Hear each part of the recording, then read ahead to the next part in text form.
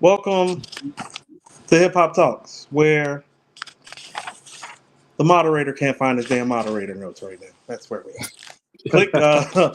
Click like, subscribe, and share. We about to have a show, maybe.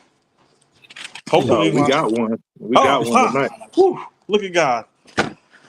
Hey, if you didn't have it, I had it, Coop. You know what I'm saying? I got your back. No, normally I actually get prepared for the show today because I like preparing. Like some people like to prepare days prior. I am a game time person, so I do like to prepare for the show in real time. And so yesterday I actually prepared for the show outside of listening to the music.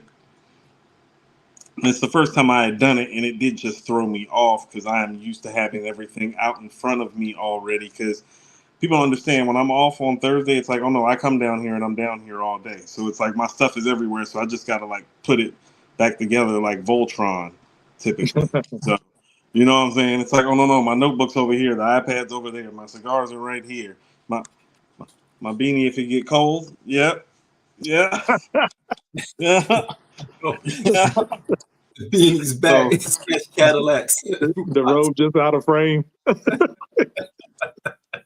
robe's actually over there on the couch. The robe's actually on the couch. That's daytime mirror music flow. You know what I mean?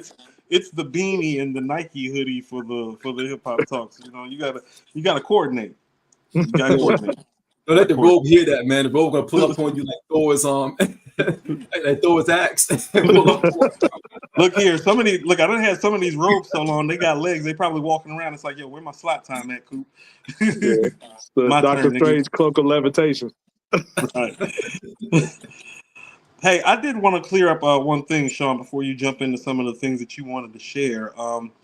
We had some commentary about, LeBron James. And once again, people made it all about Bronny and what we said about Bronny and just totally skipped over the whole LeBron part. We know Bronny is doing well in the G League, guys. We follow the tea leaves and the numbers just like you. We were saying he's not NBA ready.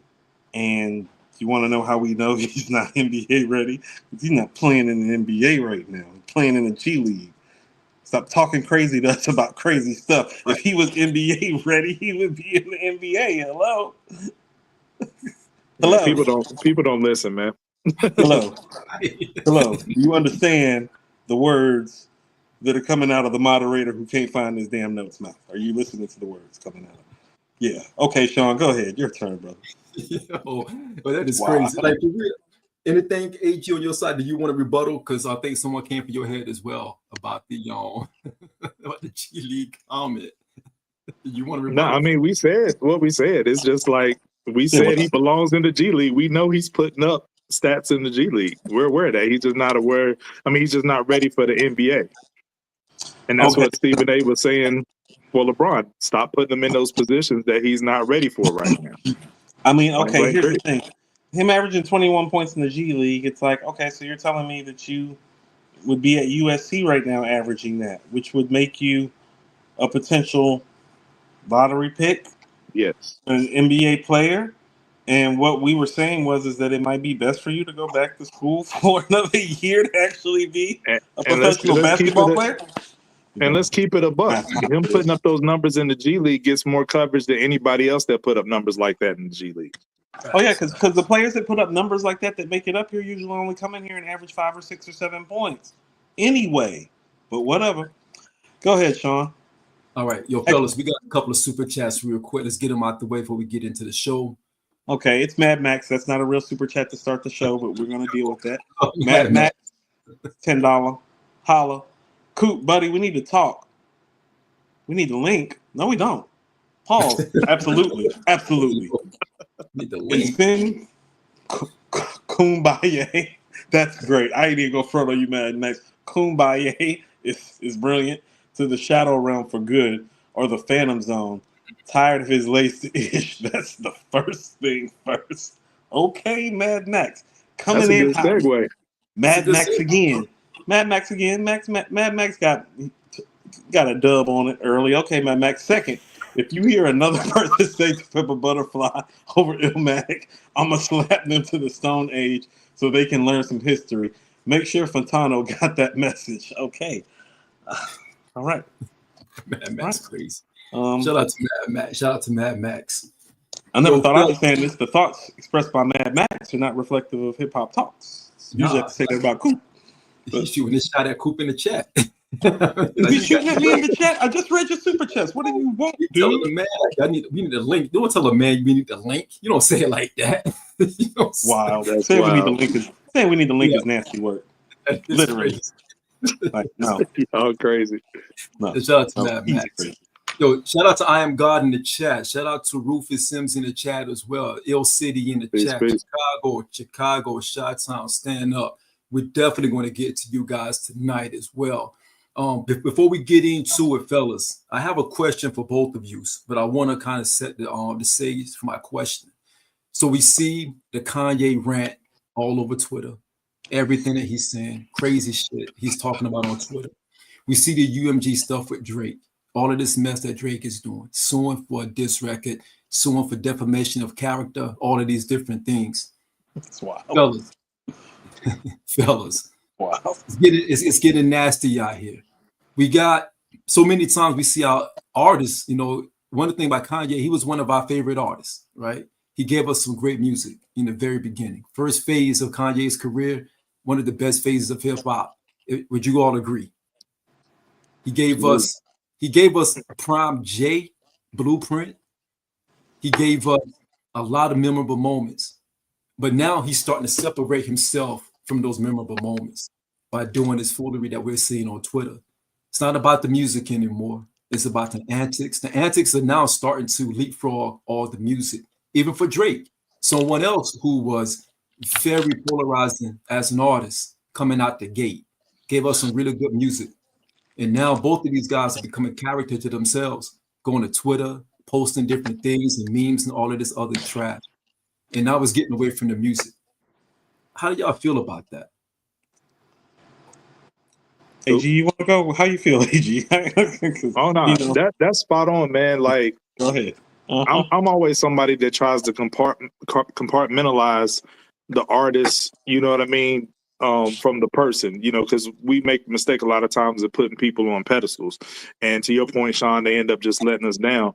But you know, like he's making it very difficult for somebody to compartmentalize him and still rock with him on any type of level musically. You know, me and my girl, we had this conversation this week. She was just talking about like if a old song that she used to love of his just randomly come across her playlist, she just hit skip and like don't even want to listen to it anymore because it's hard to like, you know, listen to with the antics and the things that he's putting out there. You know what I'm saying?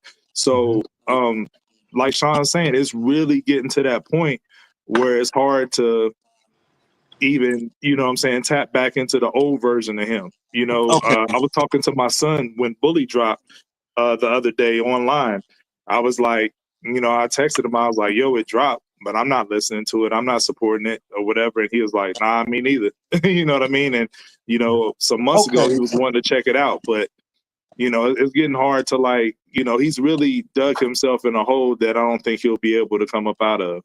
So, so check it out. So we having a little Shoutout episode, it seems like. We're going to be reviewing Rufus's project in a minute. Shout out to I Am God, Ill City, Rufus, what up? Dope project. We about to talk about it in a minute. Hopefully get you on here next week too. Plug. Is this really a different version of Kanye though, guys? I think this is just Kanye being Kanye really at the end of the day, guys. And I said the same thing, Coop, to my girl. And I'm being ramped up though. I'm being very, very serious when I'm saying this. Cocaine is a hell of a drug though, guys. Have you ever done cocaine? No. Okay. Let you in on something. Let me say that again for the people in the back. No. I'm gonna let you in on something. Motherfucker, I have. That shit is fun. Okay? Look here. So when he be wilding, and when he be wilding and tripping out. We lost Shawn. Yeah. Contracts. Heard that. So when he be doing the shit that he be doing, I'd be like, oh no, fam just dusted, but I've been dusted before, so that's just kind of how I look at it at the end of the day. Man. And that's why I prefaced it by saying I'm not joking. As somebody that's abused the drug before, it's like, oh no, motherfucker, I know what the fuck that shit is. That's what happened. No, for real, that's what happens when you do that real shit. You know what I'm saying? Not that stepped on. Like he's got a lot of money. He's taking expensive drugs. It makes me think of the Dave Chappelle, Rick James skit. Cocaine is a hell of a drug. But he's on drugs, guys. It's at a point now where we can't make excuses for him. I've been saying this shit for a long time. He's on drugs. You cannot trust somebody that is on drugs. Hard drugs. Yes. But even that's no excuse for him at this point, man. These are hard drugs. These are hard drugs. These are hard drugs and unchecked traumas. He's dealing with a lot of issues. And this is why people still do relate to him. He's dealing with a lot of issues that a lot of other black males are still dealing with. Unchecked trauma and hardcore drugs. He is still not dealt appropriately with his mother's death either, guys. And I just want to be very kind of careful about saying that, but he just hasn't dealt with it yet, guys. He hasn't, and it's tearing him apart because he feels responsible. And the worst part about it is that he might actually bear some burden if you've heard some of the stories about how things went as opposed to how they should have gone. Absolutely. And so because of that, you have some unchecked trauma. You have somebody with access to money and resources and fame and power. But this isn't too much different than him saying George Bush doesn't care about black people. No, this is the same nigga. Now, what the problem is that the music sucks. The problem is the music sucks. The problem is not the commentary. The incendiary commentary. It's a lot of problem with the commentary. It's a lot of problems with the commentary, Coop. No, what I'm saying is the incendiary commentary has always been there and getting a hall pass when he was making classic shit. Period, point blank. He been saying I don't think it was as inflammatory though. It wasn't as inflammatory. Oh, he's done. He done thrown his up levels. No, this motherfucker done thrown up some gang signs on some certain communities. No, he doesn't take it there. Those are gang signs, by the way. When you say those are gang signs. Yeah, but he's playing a dangerous game right now.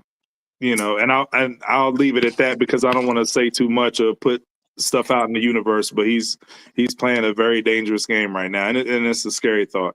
So he's just he did this a few years ago during the whole Wyoming thing. It's just it wasn't the exact same commentary, guys, but this is just kind of what he does, and I do think that it,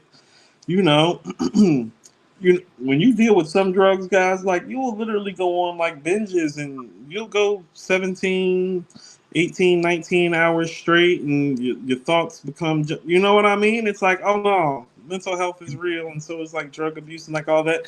And he needs some help and, quite frankly, to make some better music. But, I don't really have anything else new to add about it. I've been saying this shit for years and I've been like, well, the music's not good and he's really fucking up. And yeah, but let's not give him the drug. Let's not give him the drug out though. You know what I mean? Because that's an easy plea to cop. I'm only saying drugs this time is because, like I said, from somebody who's abused drugs before, it's like, oh no. It's crazy. Felt like drugs. I'm not laughing at you. Feels like the drugs. It's a combination of everything y'all said. I really do think he's still grieving. I really do. I'm not trying to cop a plea for him. I do think that he's grieving very, very heavy. And this is how he's dealing with it. Because I also feel that he felt like he's being betrayed by so many people that he probably poured a lot into. Because he's naming these people by names on a list. And these are folks that he probably felt like, yo, I gave them ideas, everything, and all of these things. And when I needed them, they weren't there for me. And I think that's why he's lashing out the way he's lashing out. All right. I'm sorry to interrupt. I'm going to stop right there. He makes it hard for people to stand beside him. Absolutely. I think that might be the most poignant point is that I don't think, that's what I'm saying. I don't think that the commentary is the problem. I don't even think, the drug addiction and the mental health issues, like all of that's not a problem. The problem is because of his track record and history, there's nobody to really get behind him. Right. You're right. That would be the problematic part about it, especially from his side. Yeah. Right. Gotta love him from a distance. And it's tough. It's tough. You guys probably got people in your lives that you had to leave behind or love them from a distance. look here. My father just passed away, and I cut people off like relatives. Yeah. Yeah. It's tough. And you probably felt healthy after that. You probably, for whatever reason, you probably felt healthy after that. I feel great, and I don't apologize for feeling great. Feeling better. No, I refuse to feel bad. I'm too old for that shit. Yeah. Yeah, I don't feel bad. I don't. You're not gonna weigh me down. No. But again, let's get back to the music. Stop the antics, all this other stuff. Talk behind the scenes or whoever. Let's get back to the music. That's for everybody. That's for Drake. That's for Ye. That's for content creators. Let's get back to hip hop. Let's not do the clickbait stuff. Let's not follow the algorithm. Become the algorithm. You know, it's usually what you know, for what Kanye is going through. There's usually somebody that has come before you that usually is like a relatable figure or somebody that you can point to and be like, well, the cause of it really comes from here. But it's like, no, he's actually the cause. Like, even the tone that we are taking towards him, he created this tone. You know what I mean? About like really speaking the truth and saying what you feel, very much like the gentleman who you have on your hoodie, AG. You know what I mean? Like, he made this shit cool, and it's like now it's kind of like the shoe is on the other foot, and everybody's kind of like open season on you now, the way you've been open season on everybody from day one. You know? Because there is nobody that he has not aired out, guys. There's nobody. Nobody. Which is crazy. So, fellas, let's get to new music. New music. Freddie Gibbs. Nobody. Another Lucy from Freddie, guys. We got an album coming. Shout out to Andrew, who did a reaction to Nobody. You can catch that up on our Mirror Music page. Shout out to Andrew, our behind-the-scenes guru and my co-host of Mirror Music. Check out Andrew's response and reaction to Freddie Gibbs' Nobody. But AG, what'd you think of Nobody? Well, first of all, you know, it was crazy because the song dropped that same night of the pod that we was waxing poetic about him over you know, the slow R&B loops. You know what I'm saying? So when I heard the sample on the song, what I thought to be a sample, I was like, yo, I've heard this before, and it was driving me crazy where it came from. And I was like, yo, this is crazy. But turns out it's not a sample at all. It's from his original track. If you go back to his previous project, You Only Die Once, it's on the interlude with all the voicemails where, you know, the devil is trying to, you know, call him, and then the girls and stuff leaving voicemails. And that was the beat in the backdrop. Yeah. And then he turned that into a track, you know, I think it's called Nobody's Home Interlude or something like that. But he reused it, repurposed it, and ended up spitting over it and made a dope song out of it. But yeah, I mean, smooth track. Freddie got the hot hand right now. Shawn, what you think? Similar thoughts? I agree. I told you guys sold me on Freddie. And this is another joint that was dope. I'm hoping that album come real soon. I hope that is something that we can bop to. Let's get back to the music. I agree with everything AG said. When I heard this record, I was thinking, so is the next album called Soul Samples Sold Separately? That's what I thought. Soul Samples Sold Separately? That's what I thought. Quadruple S? Soul Separately Part 2 is also what I thought about. Because it does appear that he's chosen to get in a kind of soulful bag. I mean, I think this is an intentional movement to make music like this, is what I'm saying. And so I am fascinated about him maybe potentially revving back up, because actually if you look at Freddie's catalog and his progress, Freddie actually just really took a year off for the first time in about 8 or 9 years, really, you know? And so maybe this is like the ramp back up, you know what I'm saying, with You Only Die Once, and maybe something coming this year. So those were my thoughts, but it was a dope record. I don't think it was anything special, but I do think, like you said, Shawn, I think he has a hot hand right now, though. And usually when you have a hot hand, that's a good time to like make an album, and spring and summer is on the horizon. And it does appear that he is also one of those rappers that, it seems crazy for as acquainted we are with him, it seems like he's on the verge still, and he's been on the verge for a minute. And I feel like he might just have, he's one record away. He is one record away, in my opinion, from being like a household name, because he's got everything else. I'm breaking away his whole career. Okay, I don't know about that, so we're just gonna slide. Ill Magic with the $9.99 super check. If you Yo, guys Magic. were to include late release albums from last year, starting with November 2024 on your list for this year, would you rank Sky Zoo's album this year? Where would you rank Sky Zoo's album this year? Excuse me. I don't know. I don't know. Mm. I probably got it close to the middle, maybe to the back half. Maybe the back half. It was just outside of my top 10. I think I had it at like 13 for last year. So if you put that into this year, it might crack the top 10 so far. Yeah. I doubt it. I mean, I'm just going to be honest with you. It didn't have a lot of staying power with me, although I really like the album. It didn't have I like the album too, but no, it's not going to. I mean, we're about to talk about one of the projects that I've actually enjoyed most this year. It's like, no, Chi-Town's on fire. It's like I like the I Am God project better. I like Rufus's project better. Absolutely.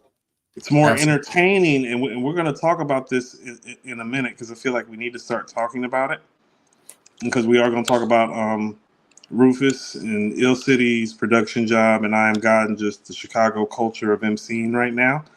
That's what I'm about to say. It's not just that the guys can rap, it's that they're entertaining while they rap. I found myself entertained by this Rufus Sims album highly. Like, I hear the bars, but I found myself entertained. I catch the bars quick. You know what I'm saying?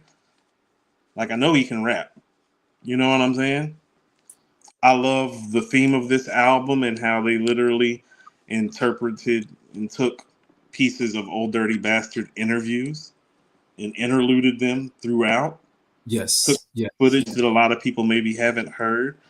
I like I love the Don Bishop Magic Don Juan segment where he like the project was very well put together.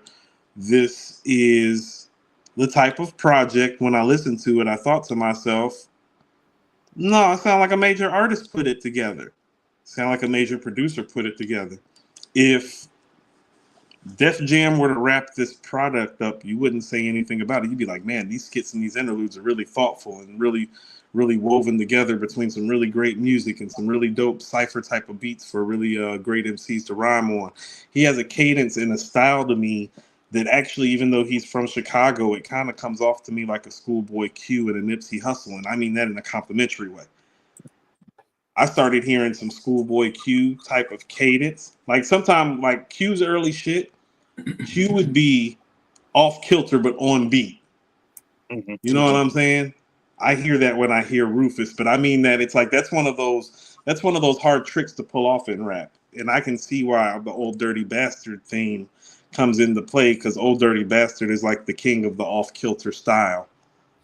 And so I can even see stylistically where he's coming from because when I listen to his flow and his delivery, his approach, like he's one of those guys, like some guys can rhyme to the hi-hat because their flow is off kilter anyway, so they don't gotta rap to the boom, boom, boom. They can rap to the like he can rap to that because he has an off kilter style. And so I loved what he did flow and delivery wise, while maintaining a high level of lyricism. It is one of my favorite projects this year. I was super impressed by the beats from Ill City on this project. I thought the production on here was stellar. Shout out to Ill City for another dope production jobs. Shy's on fire right now, guys, and it's just, it's time for us to fucking pull up. So those are my thoughts. We can give it an official number after y'all talk y'all shit, but those are just my early thoughts about listening to the project today. And here's my last thought. The project was long. It's hard to get for me to listen to a project that long and be entertained. And that's what I mean. It's like, oh no, these guys some pros now at this point. Yeah. Yeah. It's dope. No. When I saw this album cover, I'm sold already. Right? You know how dirty. I'm sold. Wu-Tang Forever. Wu-Tang Forever. Right. Wu-Tang Forever. You got my attention. Right. Like Captain Candy said, you got my attention. Right. So I'm bought in. And then I started hearing, like you said, the themes from Dirty. And I started hearing just the entertainment part of it. This album has a lot of character to it. It does. And when you think about albums and you think about just, some albums, rapidy rap, flow, all of this and that, which is great, beats and everything, which is great. But where's the character? And this album has great character. Well, that's where he reminded me of Q a lot, because I'm like, oh no, he can rap like he's a rapper's type of rapper, but he's got a style and a content base where it's like, oh no, there's more to it than just the entertaining part of his style. Facts. Even when I hear the posse cut, and again, it's kind of go back to you said earlier, Cool, about Chicago. Chicago got something to say again. And this is a different type of Chicago bop. This is not, Jay. This is not drill. This is like taking you back to the essence of Chicago hip hop. When you think about when Common started like really landing those big punches. When you're talking about just the dexterity of his rhymes, how these deep. These guys, I Am God, Rufus, like the collective of all these guys that we've been hearing the last couple of years, they are more Twister and Common and Do or Die than they are Kanye and Chief Keef. Yes. Yeah, absolutely. And Dirk. Like, yeah, they definitely more of that. Because like, matter of fact, I Am God on his verse on here literally went from a Common flow to a Twister flow. I think it was like 8 bars in. I think it was either on his 6th bar or on his 8th bar. He literally sped up and rapped Twister style for about 4 bars on this record. Yeah. Well, I'm maintaining a high level of lyricism. So that's I Am showing off. That's I Am showing off. No, it was a show off. No, it was a definite show off. It was definitely relax. We get it. Yeah. You in the bag. You in the pocket right now. No.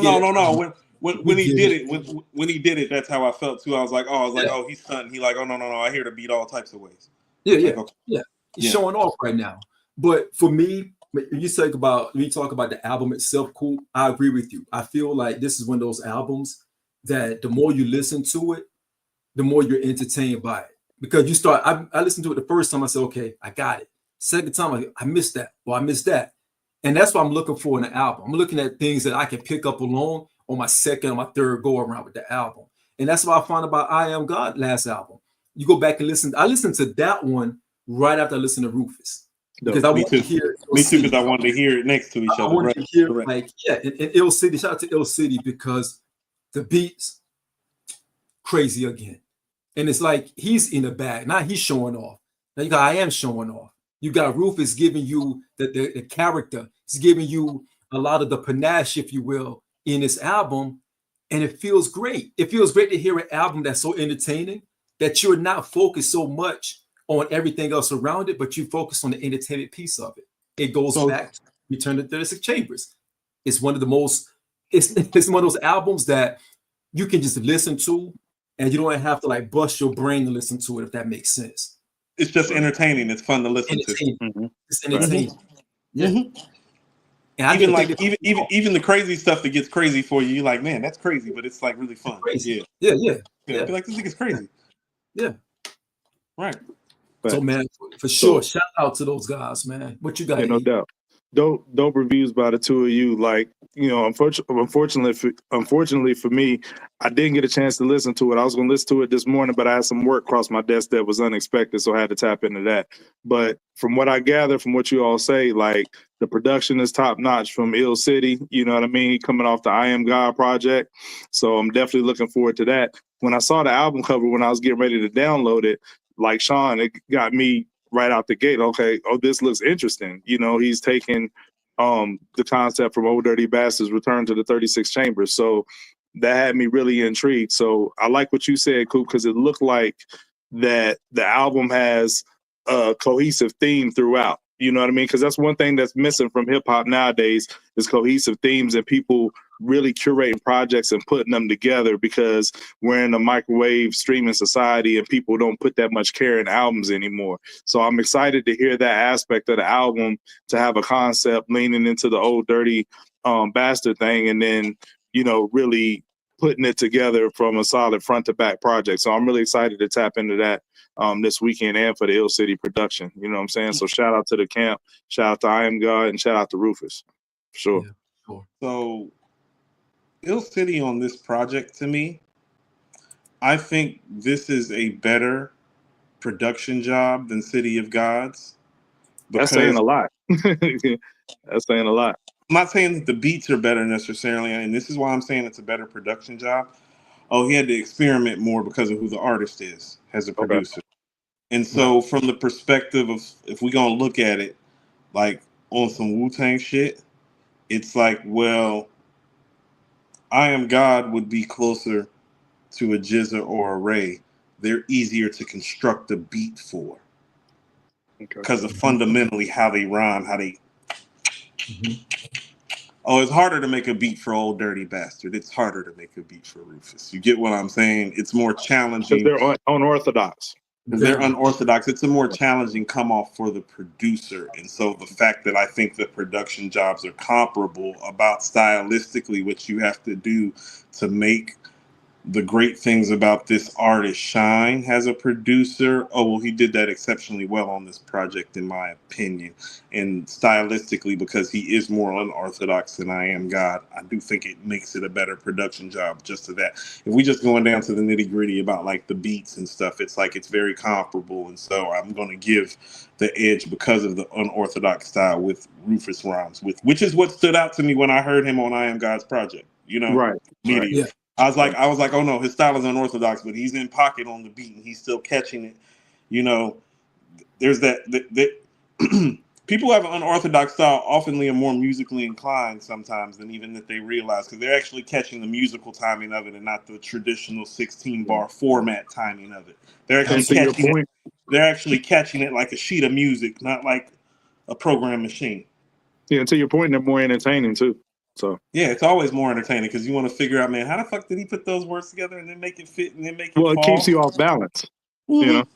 Yeah, and it's definitely all that. So, I mean, Shawn, we can kind of wait for AG to give it an official ranking. I am going to reach out to Rufus when all this is done, and maybe Ill City and I Am God, man. We just need to have everybody on. But yeah, I think we need to bring Rufus on and give him some shine for this project. I don't want to date it too early, but Shawn, I was thinking this is somewhere between a 4 and a 4.25, honestly. I agree. Yeah, I mean, the production alone get you in the door for 4. Right. Ill City went crazy on the production alone. He did. The beats on here are crazy. They are. Yeah. Mm-hmm. So, yeah. So, I mean, AG, we'll kind of wait until we give, like, the official Hip Hop Talks final review, and I want to listen to it. I'm tapping into that tomorrow. Well, I've listened to it 2 times. I do like to give something that third listen before I finalize it, but I did think that the project was dope enough that we needed to discuss it today and not let any more time pass.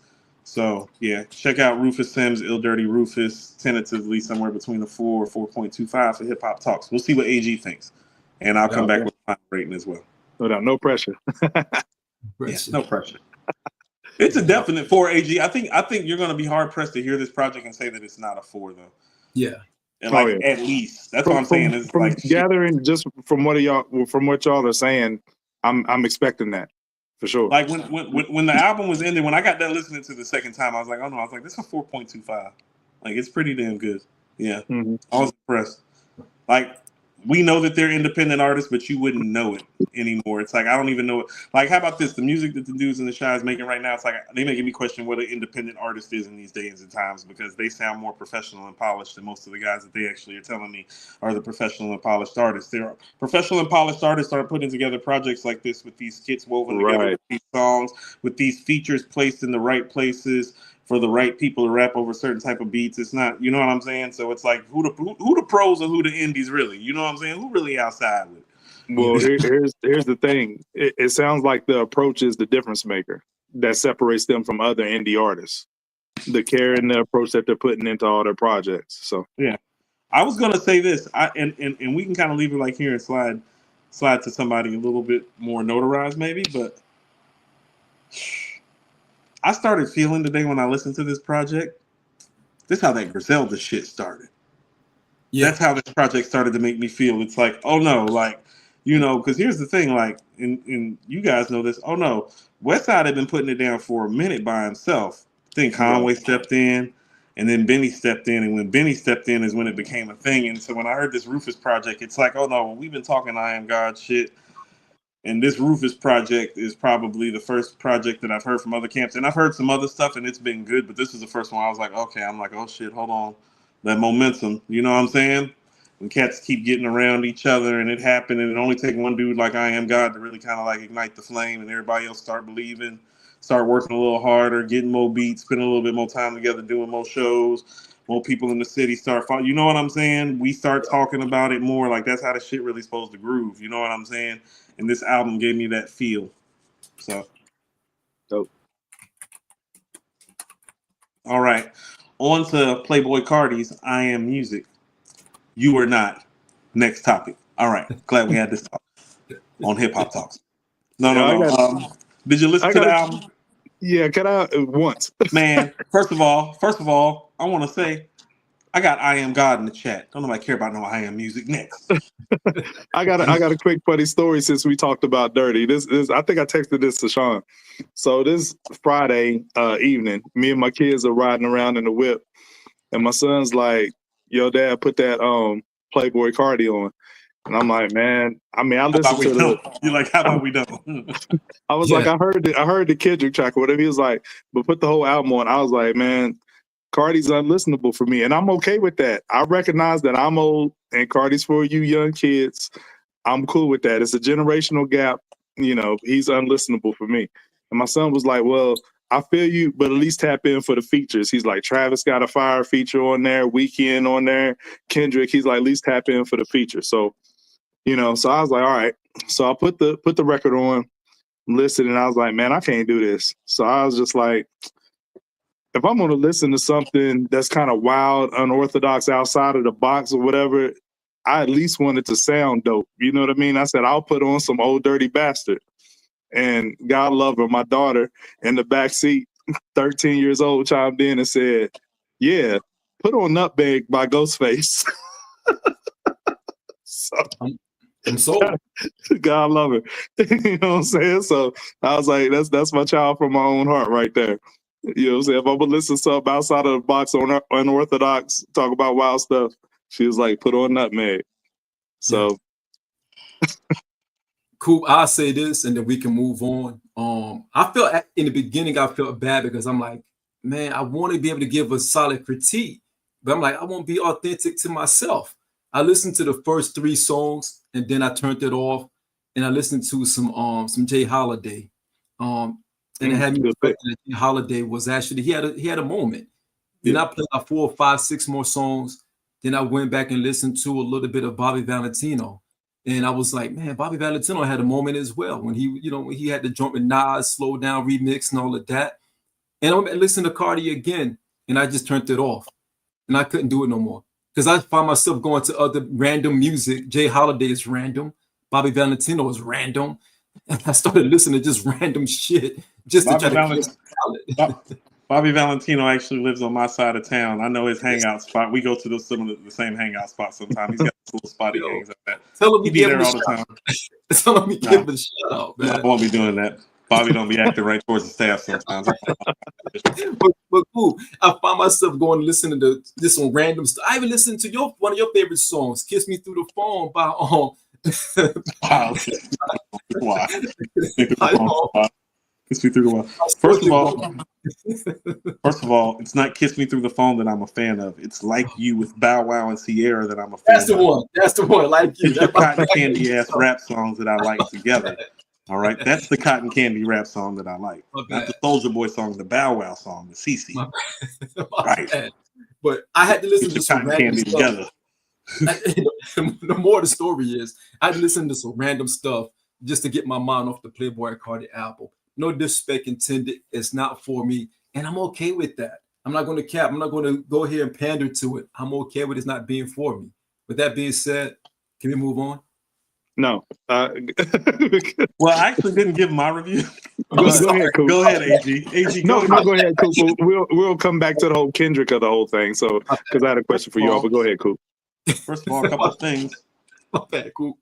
Couple things that I care about. Rufus said in the chat, there's about 6 or 7 of them. It's very Wu-Tangish. That's dope. So we need to be checking for that. Second of all, the bar that I see Bobby Valentino at is not a gay bar, you assholes. It's a whole restaurant. No, me and Bobby V don't have matching robes. No, I don't speak to Bobby V when we're at the same bar. Because when I'm at that bar, I'm usually... This is wild. It's wild. This is why it's not safe to live in Atlanta. As a It's black not. man. It's really not. Not safe out. Having But- match rules on Valentino And is speaking crazy. of Atlanta, Playboi Carti is from down here. What I will tell you is that what I really took away from this album is that, man, Young Thug is really a legend because he has fathered a whole style down here that has enabled people, or you could say it's Future if you want. He comes off as more of a Thug type of protege, which is just offshoot of Future in me anyway. But it's like, no, they've literally created a whole genre of music. And really, I think Playboi Carti's problem is that, well, he's not Future. He's not Thug.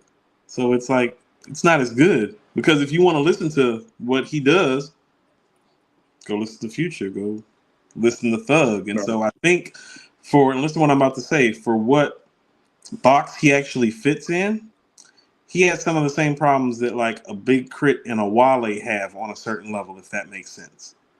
Mhm. Like where it's like, oh no, like you're dope at what you do. It's just like, the guys before you did it better, and so it don't hit as hard as it should. But I didn't enjoy the album at all, if you really must know. No, I didn't enjoy that. And you can say that I'm old and that I'm out of touch and get off my lawn. I'll tell you that Georgia is a shoot at Will State. You should get off my lawn anyway so you don't get shot. So It's fine.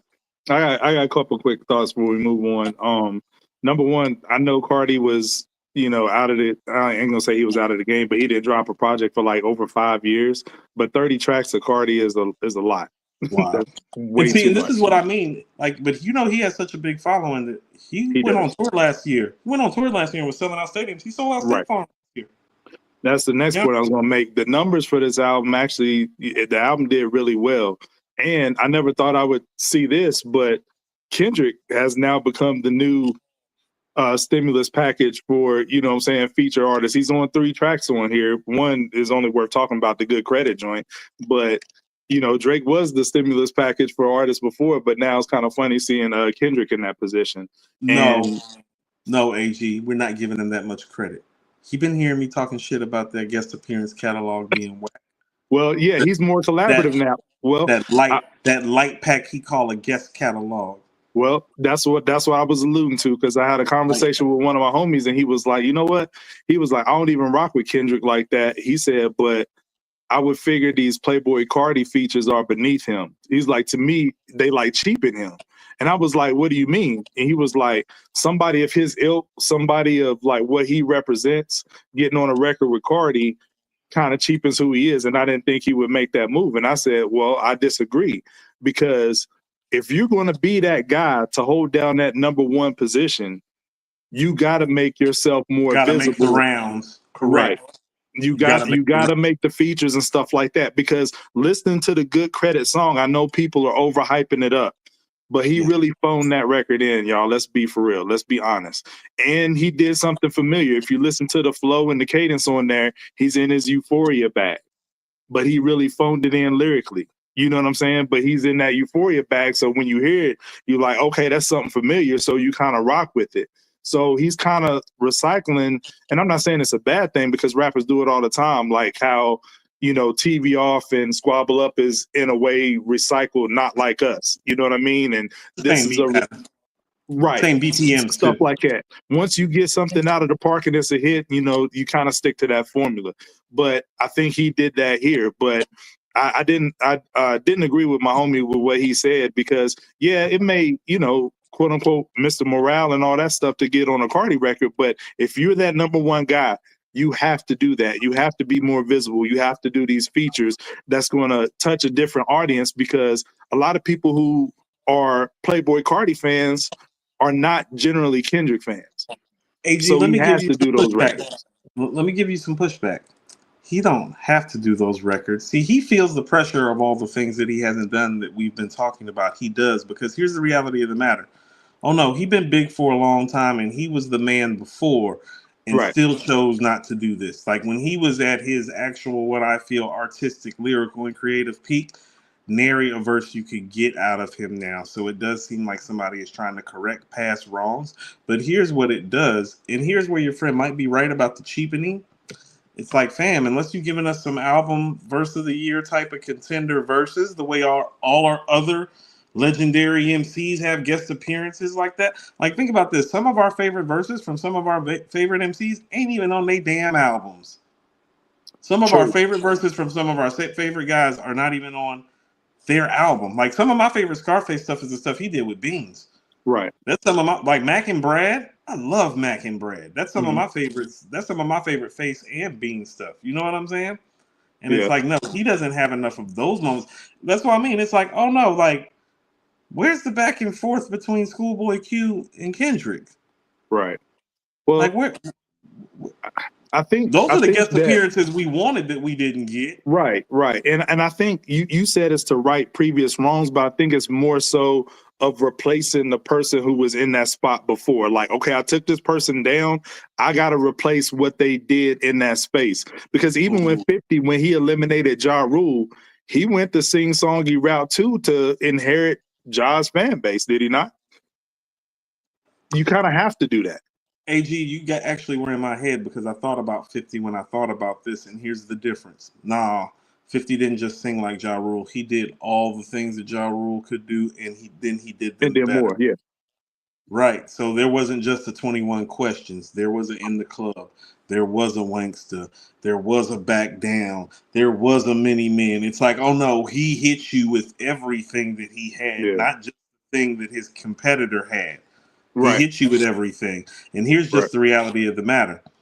Nah, Drake has made a lot of these records hits. Like, a lot of those records that Drake featured on are hits because Drake featured on it. With a Kendrick feature, it's now officially become, did he say anything about Drake on the record? And I don't know if that necessarily translates to hit making ability the way Drake's Prhyme looks. What up, Jar? That's fair. And before anybody says that I'm hating on Kendrick, just know that I spent mad bread the other day because I'm taking my daughter to see SZA and Kendrick for the stadium tour. So before anybody says I'm hating on Kendrick, just gave Kendrick mad bread. So you want to know what? I need to see when he's coming. I guess that would be a good graduation present for my daughter, and I could do. Nah, we pulling up to Charlotte, man. Come through Charlotte. You coming to Charlotte? You going to Charlotte? May 3rd. My daughter's birthday is on the 24th, so that's a birthday present. She wanted to see SZA. Okay, graduation is like May 22nd, though. Yeah, so my son graduated May 31st. Yeah, so we locked up till graduation day, really. You know, that's what's up. Yeah, I won't be there. Good to be watching kids succeed. We know you won't be there. Good to be watching our kids succeed. AG, are you happy? Shawn will be at the Bobby Valentino and a Jay Holiday concert instead. Right, with 5 honey packs, in his pockets, the camcorder, old school VHS, looking like old school. Yo, man. Shout out to Bobby Valentino for real, though. Bobby Valentino got some hits. Bobby Valentino getting this much airtime on Hip Hop Talks tonight. It is crazy. It's crazy. Cut that shit. Anniversaries. AG. Speaking of Kendrick, To Pimp a Butterfly, March 15th, 2015. Is To Pimp a Butterfly a classic? Is To Pimp a Butterfly Kendrick's best work? Overall thoughts and synopsis on To Pimp a Butterfly. Mad Max, don't you say shit. My favorite thing about this album is it dropped on my birthday. My birthday's March 15th, so that's my favorite thing about the album. But yes, if I'm being objective, it's a classic because the people say so. Do I consider it a classic? I personally don't hold it like that. I would say it's his 4th best album to me because I even put GNX over to Pimp a Butterfly. I don't hold it like that as most people do. But my favorite Kendrick record of all time is on here, How Much a Dollar Costs. Love that record. It goes back and forth between either that or Duckworth for my favorite song of his all time. But King Kunta, I mean, there's some records on here, but overall, I wasn't a fan of the production. It's real jazzy, kind of like a modern, what you would think a modern Tribe album would sound like. And I've always had one thought in particular about To Pimp a Butterfly, and it might be an unpopular opinion, but my thought that was always that Nas is and people are gonna say I'm glazing Nas or whatever, but Nas's Untitled album ran so To Pimp a Butterfly could fly, in my opinion, because the themes that's on that album of Untitled. I think in 2008 when Nas dropped the N-Word album, the world wasn't ready for it, right?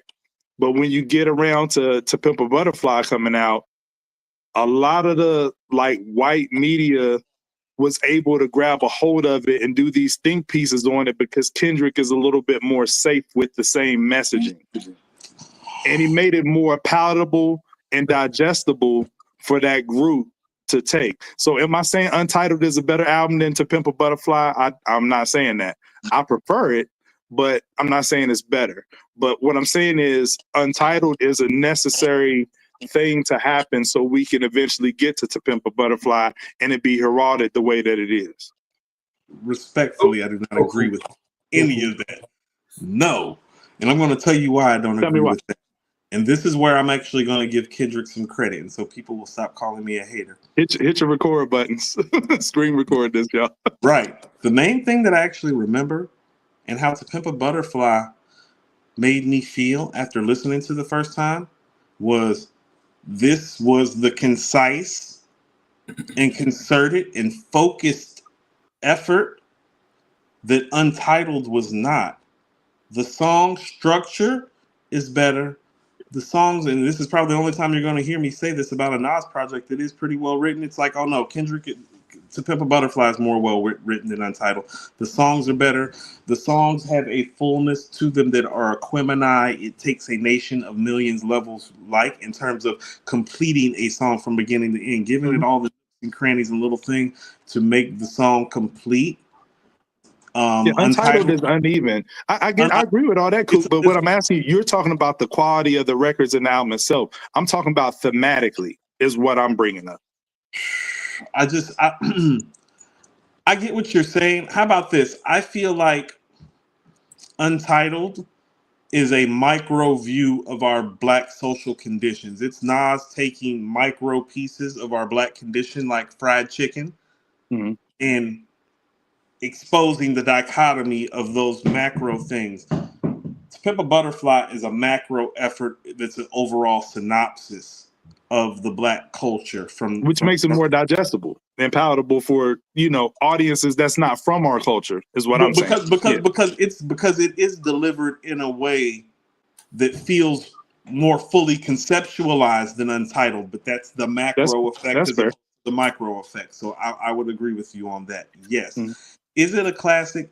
I'm going to have to tell you that it is. It's one of the more well-written pieces of work in hip-hop history. It has just enough special records on there, in my opinion, to call it a classic. I'm with you, AG. I think How Much a Dollar Costs is his best song.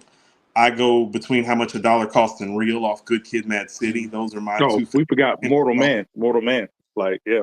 Oh, no, I was about to get to Mortal Man. That's what I mean when I say there's just enough classic stuff on here, because Mortal Man is what I like to call an instant classic record. How Much a Dollar Costs is an instant classic record. I think These Walls is, when I heard These Walls, I was like, this record could have went on Aquemini, and it wouldn't have lost a step on Aquemini. And I do think Aquemini is one of the few albums that's gotten 5 mics that actually earned every mic that it got. And we'll be talking about that a little bit later too.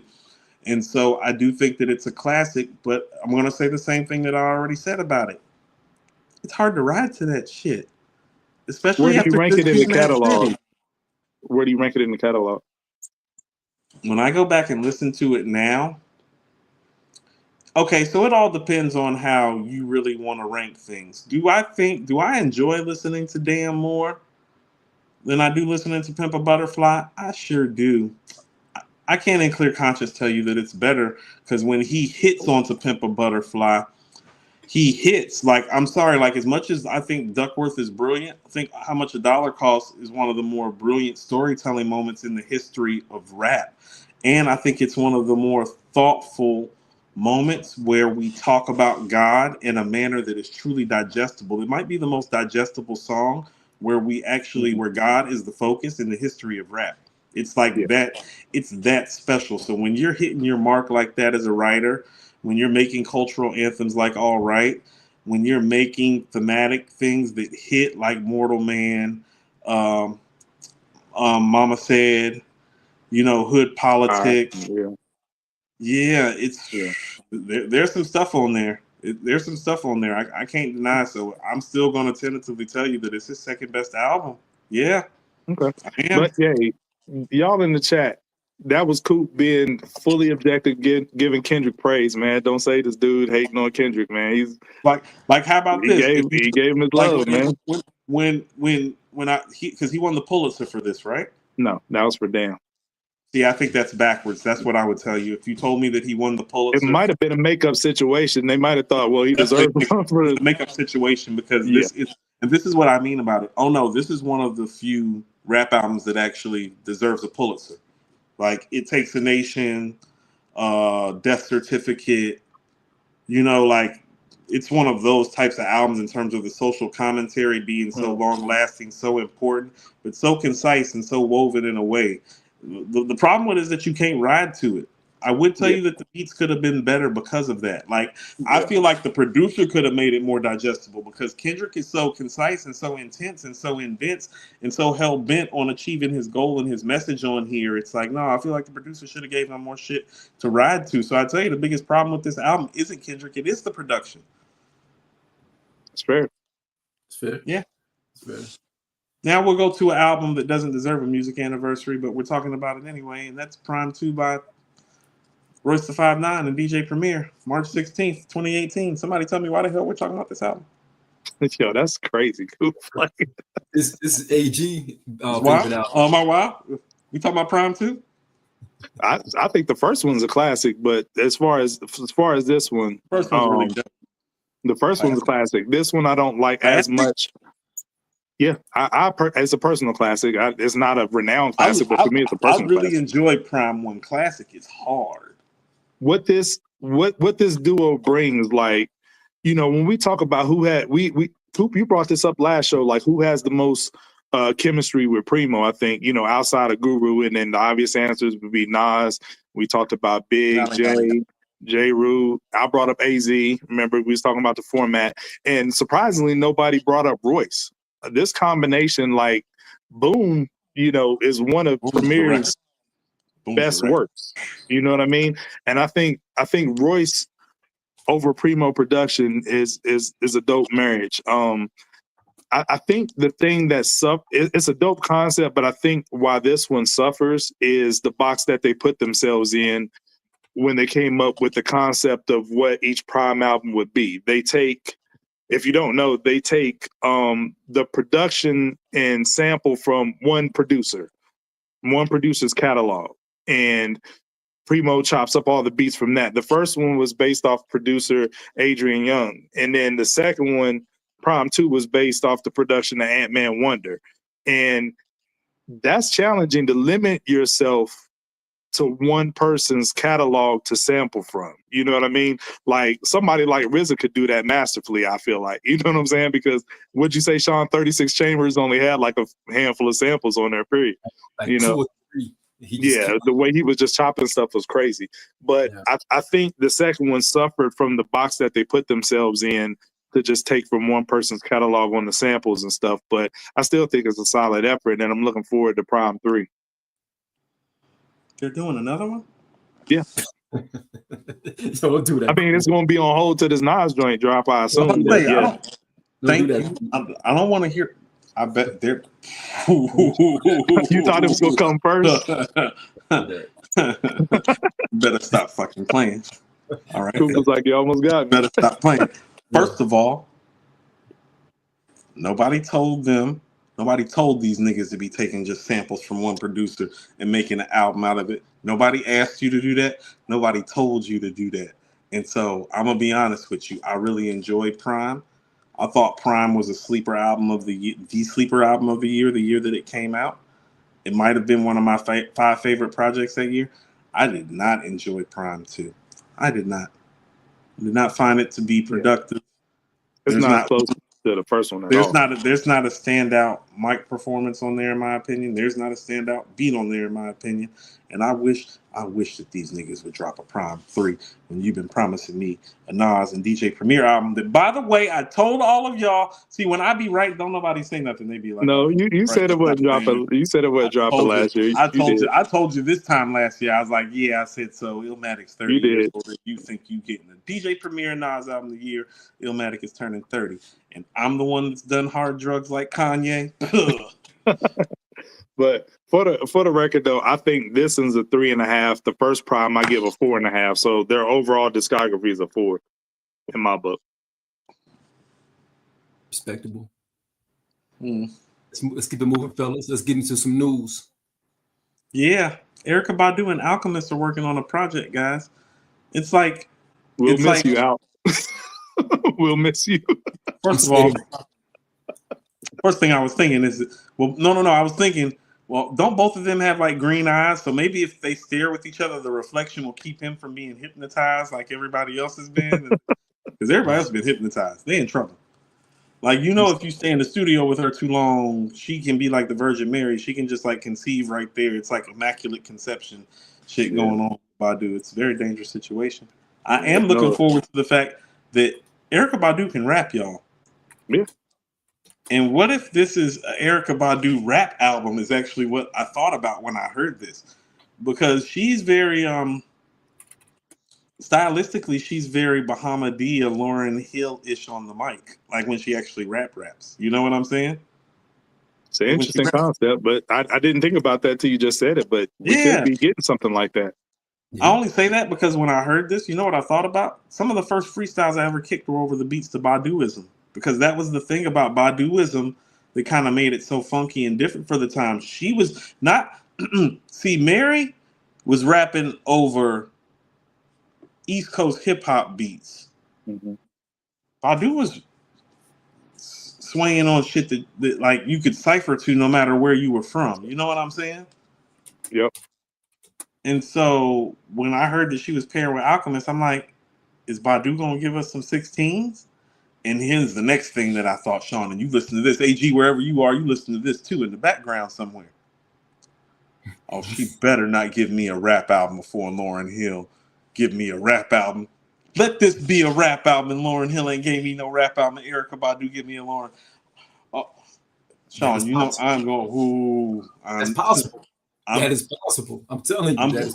I will be on here and be like, and today is day number 4,976 that Lauryn Hill has not made a full rap song. I will come on here. It better not happen. She better be singing and scatting like Ella Fitzgerald on these Alchemist beats for the sake of Lauryn Hill. I will come on here and I will show my ass. And that's all I got. It may happen. I'm looking forward to it. We'll see what comes from it. I'm scared of Erykah Badu, so I'm not going to say but so much. Damn, Coop and AG went out. It's the Erykah Badu stuff. See, that's what happened when you talk about Erykah Badu. Everything goes black. Okay, Coop is back. See, let's get off this Erykah Badu conversation because both you and AG going black. And just like that, I'm by myself. So, yeah, you're tuning in to the best right now. Erykah Badu, I'm out of here. I'm not going to say anything about her at all because everybody else go black when Erykah Badu conversation comes up. So I want to move on to something different as soon as Coop and AG comes back. Yeah, this don't feel good right now. Can somebody tell me a joke or something because I don't know what's going on with these guys. This is crazy. Yo, AG, come back. Coop, come back. Yo, this is crazy. I'm the only one that got the internet working in my house. AG and Coop, West Virginia, you know what it look like over there. All right. Damn. My bad. That was Sis calling. My bad. That niggas bouncing out. That was Erykah Badu getting everybody off of here. No. That was my sister was just calling me. So it kicked me out because my sister was calling. That's all. All right.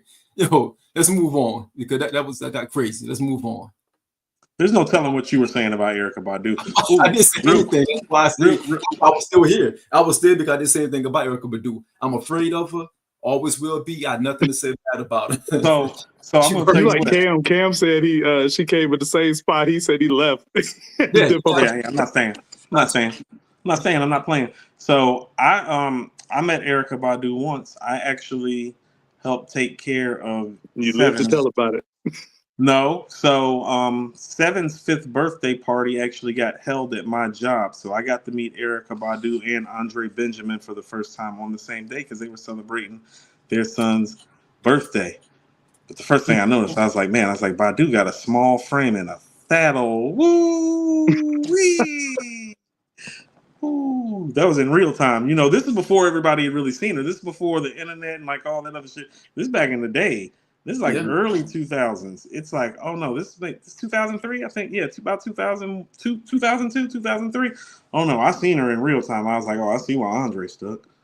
I saw her in real time. I saw her in 2000 in Japan.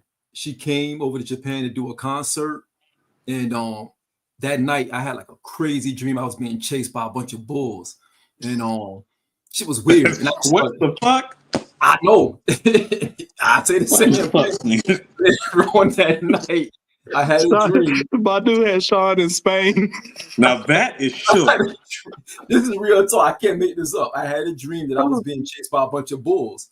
I don't even know why. I mean, Shawn, I'm not gonna lie to you. And this is, because I live in Atlanta. Most of these women down here are terrorists, and coochie is probably a weapon of mass destruction. But I mean, Badu, the leader of the Taliban, though, nigga. It's bombs over. It's bombs over Baghdad for real when she show up. Okay, terrorists. Oh man, that state over Baghdad. That entire state smelled like frankincense and myrrh. And I was like, man, there's a strong musk in the air. Like I didn't know when she came on stage with like a strong musk in the air. It's kind of musty out here, but it's not like a bad musk. It's like a weird strong musk. I'm like, man, something is happening. So I started. I'm like 8. I'm like, here. And look here, Badu's legend is so real. Like one of my young G's, look here, like one of my young G's I mentor.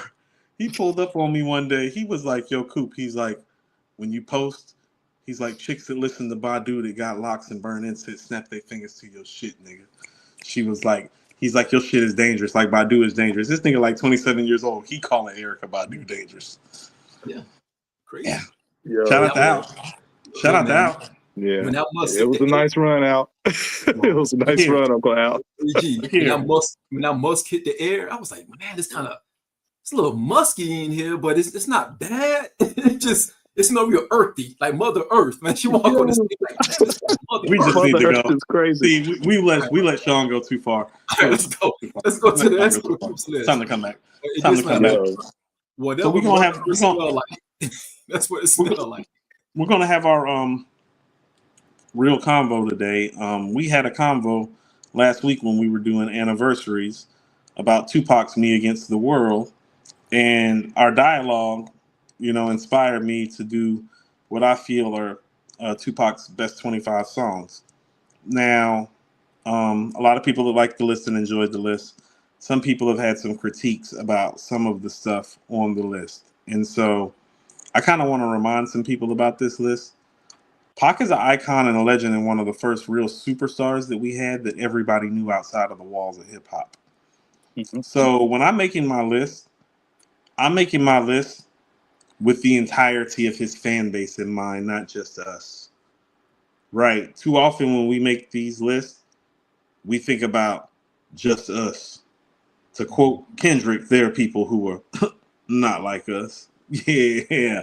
Like that little Kendrick love today. Yeah, there are people who not like us that love Tupac and that listen to him for different reasons. And so I tried to encompass all of those experiences into making the list. So a lot of people have been giving me flack about how do you want it making the top 25. Man, I thought this list was pretty flawless. Like you were. No, let me explain. Let me explain something to people. How Do You Want It is one of Pac's biggest crossover records. Easily. There are people who do not know I Get Around, Keep Your Head Up, Tupac, that know How Do You Want It, Tupac, because of How Do You Want It. The first time that I heard How Do You Want It, my mom had one white friend growing up. I was growing up. It was a woman named Kathy. The first time I ever heard How Do You Want It was in Kathy's Lexus. because Tupac was bald and was sexy, and it made a song she could sing along to. He had crossed over into a different world, I had realized, even when I was younger. Because my mom's only white friend was bumping this shit, too. You feel what I'm saying? Pac had that type of effect. And also, too, understand something. Pac is the first rapper to really make a hit record and talk greasy while he's making the hit record. Are you listening to the stuff that he's saying on How Do You Want It? Yeah. See, Dolores Tucker, you a motherfucker. Instead of trying to help a nigga, you destroy your brother. Worse than the others, Bill Clinton, Mr. Bob Dole. You too old to understand the way the game's told. You're lame, so I gotta hit you with the hot facts. I'm out of jail making millions, niggas top that. Niggas want to censor me. They'd rather see me in my cell living in hell. Only a few of us will live to tell. Now everybody want to talk about us. I'll be the first one to bomb and cuss. Nigga, tell me how you want it. And you don't think that shit's top 25? Once on a party record. Who on a party record? So when people are giving, and listen to what I'm about to say, when people give Big all this credit for doing all of those things on all his hit records, it's like, well, where do you think he got it from exactly? Sidebar question. Have y'all ever seen the uncut version of the How Do You Want It video? Yes. Have you ever heard the uncut version of How Do You Want It? Because Tupac actually wrote that hook and sung it, and Suge got KC and JoJo because he's like, nah, he's like, you can't sing good enough, and this is going to be a big record. Let's call the homies. That's why if you listen to the end of How Do You Want It, if you really listen to it, Pac is laying the skeleton track because it's him singing at the end. Yeah. But the uncut video, though, they used to play that joint, like, let's see, the making of the video on HBO.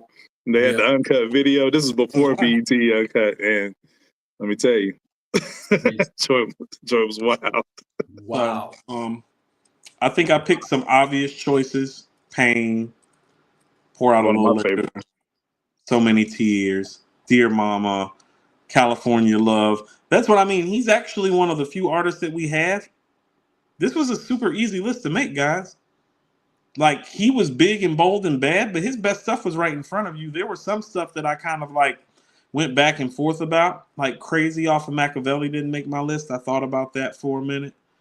I only had one gripe. The only gripe I had was, but I don't know what I would replace. The only gripe I had was Changes not making it. I thought about Changes. So how about this? I always thought I Wonder If Heaven Got a Ghetto and Changes were the same record, and I thought if I Wonder If Heaven Got a Ghetto was always a better record. So that would be my response. That's a fair justification in my book. Yeah. You got Crazy on there too, right? No, I don't have Crazy on there. Do you got the list in front of you for the people that didn't see it? I got it right here. I'm about to say, I figured Shawn probably had it there. I got it in front of me too if you want to read them off. I See You, I Am God. Troublesome 96 was one of the ones that I thought about. Like, that's what I mean. It's like, oh no, I could have easily did 50.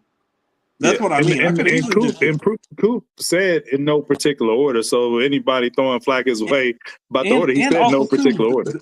There are personal songs that I love more. Some of these records that didn't make my list, like God Bless the Dead. That's one of my favorite Pac records. It's a good one. I love God Bless the Dead. You know what I'm saying? That's one of my shits. You know what I mean? Last Words with Ice-T and Ice Cube. I love Last Words. That's one of my favorite Pac records. It's like, so I didn't do it like Bury Me a G. Yeah. No, there was plenty of stuff. That's what I mean. Oh no, I could have gave you 50. But what I really tried to do is I tried to take the records that I felt like were his biggest, most important, and also his best songs that maybe people weren't as acquainted with. Yeah, you covered all bases. For the ones that don't know, let's run through it real quick. And this is no particular order, but this is Coop's list. It's a dope list. That's around the corner. I Get Around, Keep Your Head Up, Pain, Pour Out a Little Liquor, My Block, Dear Mama, So Many Tears, Hail Mary, Against All Odds, To Live and Die in L.A., California Love, Brenda's Got a Baby, Ambitions as a Rider, I Ain't Mad at You, No More Pain, How Do You Want It, Picture Me Rolling, Two of America's Most Wanted, If I Die Tonight, one of my favorites, Hearts of Men, All About You, Me and My Girlfriend, I Wonder If Heaven Got a Ghetto, Temptations, and All Eyes on Me. Okay, so how about this? Covered all bases. So how about this? I was thinking like, okay, it's like I picked If I Die Tonight. Do I pick a Death Around the Corner or do I pick Hearts of Men? It's like, do I feel Death Around the Corner more? I do. What's the better beat? Hearts of Men. What's the better delivery? Hearts of Men. What's the better written song? Hearts of Men. It's like the only thing that Death Yeah. Around the Corner really got over Hearts of Men is that the content hits you on a more personal level better when you were a young kid growing up in the projects and you're having suicidal thoughts. Not that kid anymore. Hearts of Men is a better record, objectively. You get what I'm saying? So when people are talking about like some of these Pac records, it's like you might be talking about where you was in life, because I had to separate myself, because you connect to Pac like that. I had to separate myself from my connection to the records to do the list. You know what I'm saying? Because if that's the case, it's like Death Around the Corner is going in there personally over Hearts of Men. But when I listen to Hearts of Men and that fucking beat drop, I'm like, oh no, that shit crazy. It's crazy. But you know what your list made me realize though? I think it would be hard pressed for anybody, and I mean anybody, excluding no one, to beat Pac in a versus. There's only one small loophole, and that's if you get him on the production. That's the only loophole. So, and this is why I would tell you that the only person could beat him is Snoop, and Snoop would have to play every last record from the Chronic and Doggy Style to do it. He could play nothing else because he would lose. I think Big would have a chance on the production wise. The Chronic and the production on the Chronic and Doggy Style is enough to beat Pac, but even I'm not sure if that's enough because, like, well, Pac has too much range. Well, how about this? Not a lot of people got a lot of records to beat Lil Ghetto Boy off the Chronic. Like Pac got a lot of records to beat Lil Ghetto Boy. Like how many niggas walking around like that? It's like, oh no, I can take that record off the board, and I got plenty more to spin. You know what I'm saying? Yeah. He actually has. He has like when Nothing But a G Thing dropped, it's pretty much over. It's like no. Pac got a couple records in tuck. It's he one of the few. It's different. Way too much range. In theory, it sounds like range. He's still. When you start playing them side by side, you'll realize, like, I don't think anything's touching it. Well, see, here's the thing. And here's where he really wins. When the songs are comparable, then it come about what you feel more, and that's when you lose into him. Yeah, that's why I said production might be the only loophole. Like if you got, because Pac was never known for great production. You know what I'm saying? No. But that's the only loophole I can see somebody getting them. So this is why All Eyes on Me is just so important. Is because it's like, well, All Eyes on Me is the records that compete with that Doggy Style, Chronic, Get Rich or Die Trying. Like, you know what I mean? Those big albums, those big records. You know? Gotta go big on it. So he's got that. So think about that. He's like, well, he got you on the big records. He's got you on the personal records. He's got you on the content, like by a lot, unless you were Nas or Chuck B or KRS-One. Yep. So you ain't winning. Like I said, Snoop, if he play all the Chronic and Doggy Style stuff's the best battle. Everybody else is. And Coop is the connection. He got you on a connection. He connects to the people way more than any other artist. Yeah. And so this is what I'm saying. Is like, oh well, you might think that somebody, like, how about this? Oh, DMX is a better bar spitter than Pac, but even if he had to go against Pac, I remember Marvin Gaye used to sing to me, he had me feeling like black was the thing to be. Now that resonates with our culture differently when he talks like that. It's a game changer. It's a game changer when he talk like that. He the only dude that ever really talked like that, guys. You know, to the legend. Right, like he made our blackness so beautiful. You know what I'm saying? Even like through the problematic parts of it. Like he Talib had an album called The Beautiful Struggle that would describe Tupac's style to a T. Like Tupac's style is the beautiful struggle about like our culture and like as an artist, his style was a beautiful struggle too. Right. You know, so. Dope list though, Coop. There's not really anything to nitpick about. Like I said, like no, I see people dropping stuff in there like Bomb First. It's like that's why I was telling people. It's like, oh no, I could have done an easy 50. Like when I got done with the 25, it's like I had another 20 records in my head. Like I did that list. I did that list without needing to go through album credits or just, you know what I'm saying? Yeah, it's no hit 'em up on here. You didn't have to do that. But this is you don't have a Outlaws on here. You know what I'm saying? This is pot. You getting full pot on this list. I did feel like, how about this? I feel like the only time, and this is why Bomb First sitting on there, a lot of the time, because he was so great, them coming on did kill the momentum of some of the songs. Some of them. And so I only think 2 records that they were on, and those songs were just so epic that you just couldn't ignore, and that's Hail Mary and All About You. Mm-hmm. Yeah.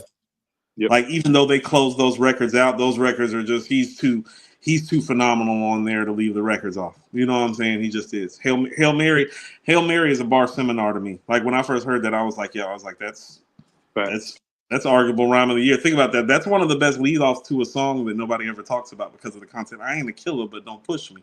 Revenge is like the sweetest joy. Nicks are getting pussy. Picture paragraphs and loaded. Wise words being quoted. I peeped the weakness in the rap game and sowed it. Prophecy.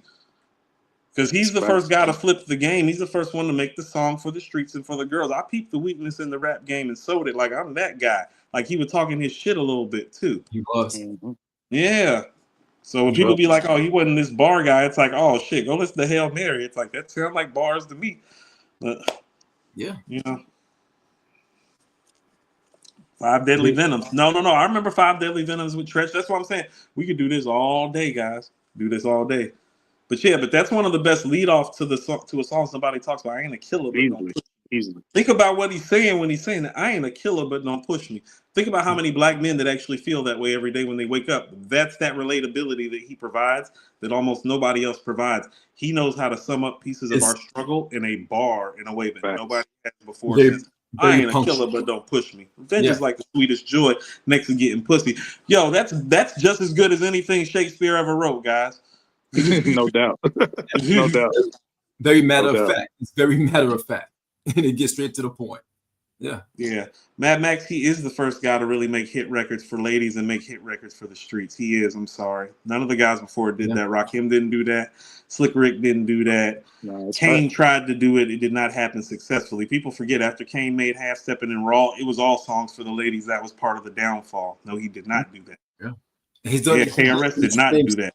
He did it in the same song at that. You got to toss it up where he's actually dissing someone and he's talking about the ladies in the same song. Yeah, people were messing with Kane and Prince of Darkness. What is it? What is it? Papa Song off Strictly for My Niggas. That's one of my favorite joints. Like he's got so many records, dude, that I could go through. I mean, the only album that I'm not a big fan of while he was here was the first one. The rest of them I'm all big fans of, including Strictly. Like I love Strictly probably more than the average person does, but that was one of my first hip hop buy-ins, though. So, no doubt. Yeah. So good list, bro. Good list. And now to the main event. Yes, sir. So we need everyone's participation on this. I'm going to put a lot of polls inside the chats. So we need y'all to help us get through this. Crazy. I said definitely should have talked about inside the chat. See, I'd like to apologize to the fans. When we started the show, I did not have my moderation list. Had I known that Shawn was going to be putting polls inside the chat, we definitely would have X'd that part of the segment out. I apologize to people. Now I'm hearing it. Yeah, you're right. AG, like, I can't do this, man. Yo, let's get to it, AG. All right, so yeah, it's March Madness time. We about to get into the hip hop talks bracket. So go Duke. Yeah, Shawn had been talking. North Carolina all day and Michigan. But North Carolina, Shawn had been talking for a while. North Carolina shouldn't even be in the tournament, but that's another conversation for another day. You're not here to dispute that. Yeah. West Virginia should be there, but that's a sore spot because I'm a North Carolina fan too, so we won't talk about that. West Virginia North Carolina just took West Virginia's slot. That was the team that was supposed to. I know it's bittersweet because I'm a Carolina fan too, so I can't really say nothing. But I digress. Are you wearing Carolina blue, Shawn? What the fuck is going? What is that Carolina blue Nike? Yeah. Tar Heel? Wow. Yeah. Wow. Yeah, just in case. Okay. Next week when my team's still playing, that I'm gonna wear my Duke gear next week. I don't believe this. We'll see. Going on. You're from West Virginia. You're a North Carolina fan. You're from Queens. You're wearing a fucking Target. Hey, University. North Carolina and Michigan since I could read and write. The two teams Duke hate the most. That's right. North Carolina and Michigan can't stand them both. All right. Fair enough. All the bad things happen to all your teams this tournament. Right now. Your best player sprains his ankle. Yo, like, share, subscribe. We have a lot of people in the views right now. Like, share, subscribe. Let's keep it going. Okay, back to this. No. Kentucky doesn't count. They're not even. Is Kentucky a team still? Damn. Maybe next year, guys. Maybe next year, guys. Team sucks. All right. Keep going, AG. March Madness. But yeah, like Shawn had been talking for a while to do a segment or a topic based around the content of the history of the albums that got 5 mics in the source. So what we want to present to y'all today is a bracket based on those albums that received 5 mics in the source, because let's be real, print media is no longer a thing. Saw a tweet today by I think it was a cat, shout out to Old Head Energy. He said he missed the Source magazine era because the blog era is not it.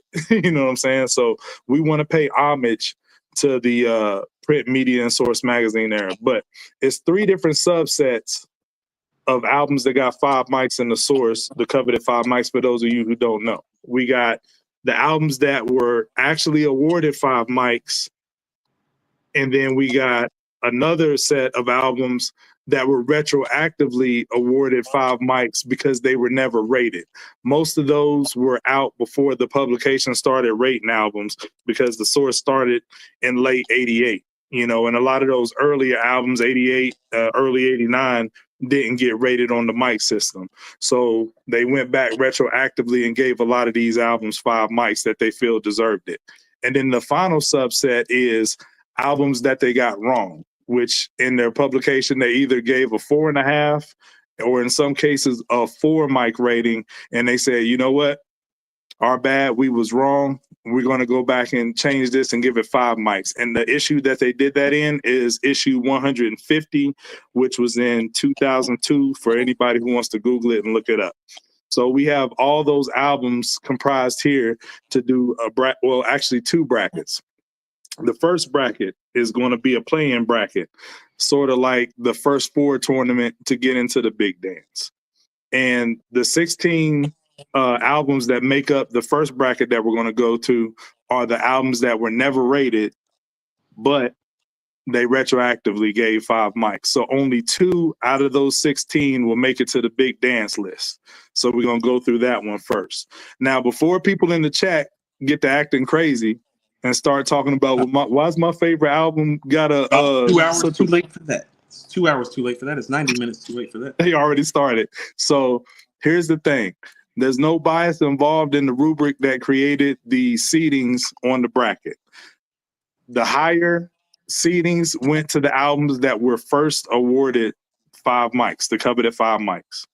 The lower seedings went to the albums that were originally awarded a 4 or 4.5. They didn't get 5 out the gate. So by default, they get the lower seedings.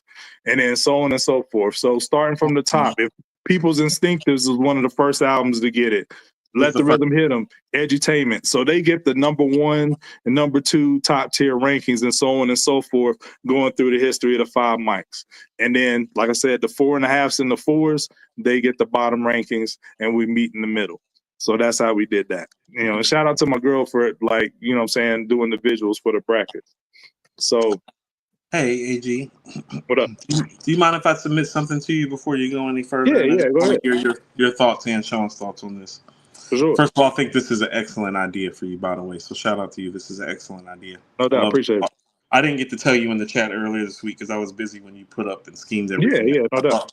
But I thought this was an excellent idea. I will tell you, it really did make me question, though. Why are we paying homage to the source? Because I'll tell you what, how right were they really, AG? Because when I'm looking back on it, I feel more led astray by them than I do really feel like they were ever really hip-hop's Bible. They got way more wrong than they got right.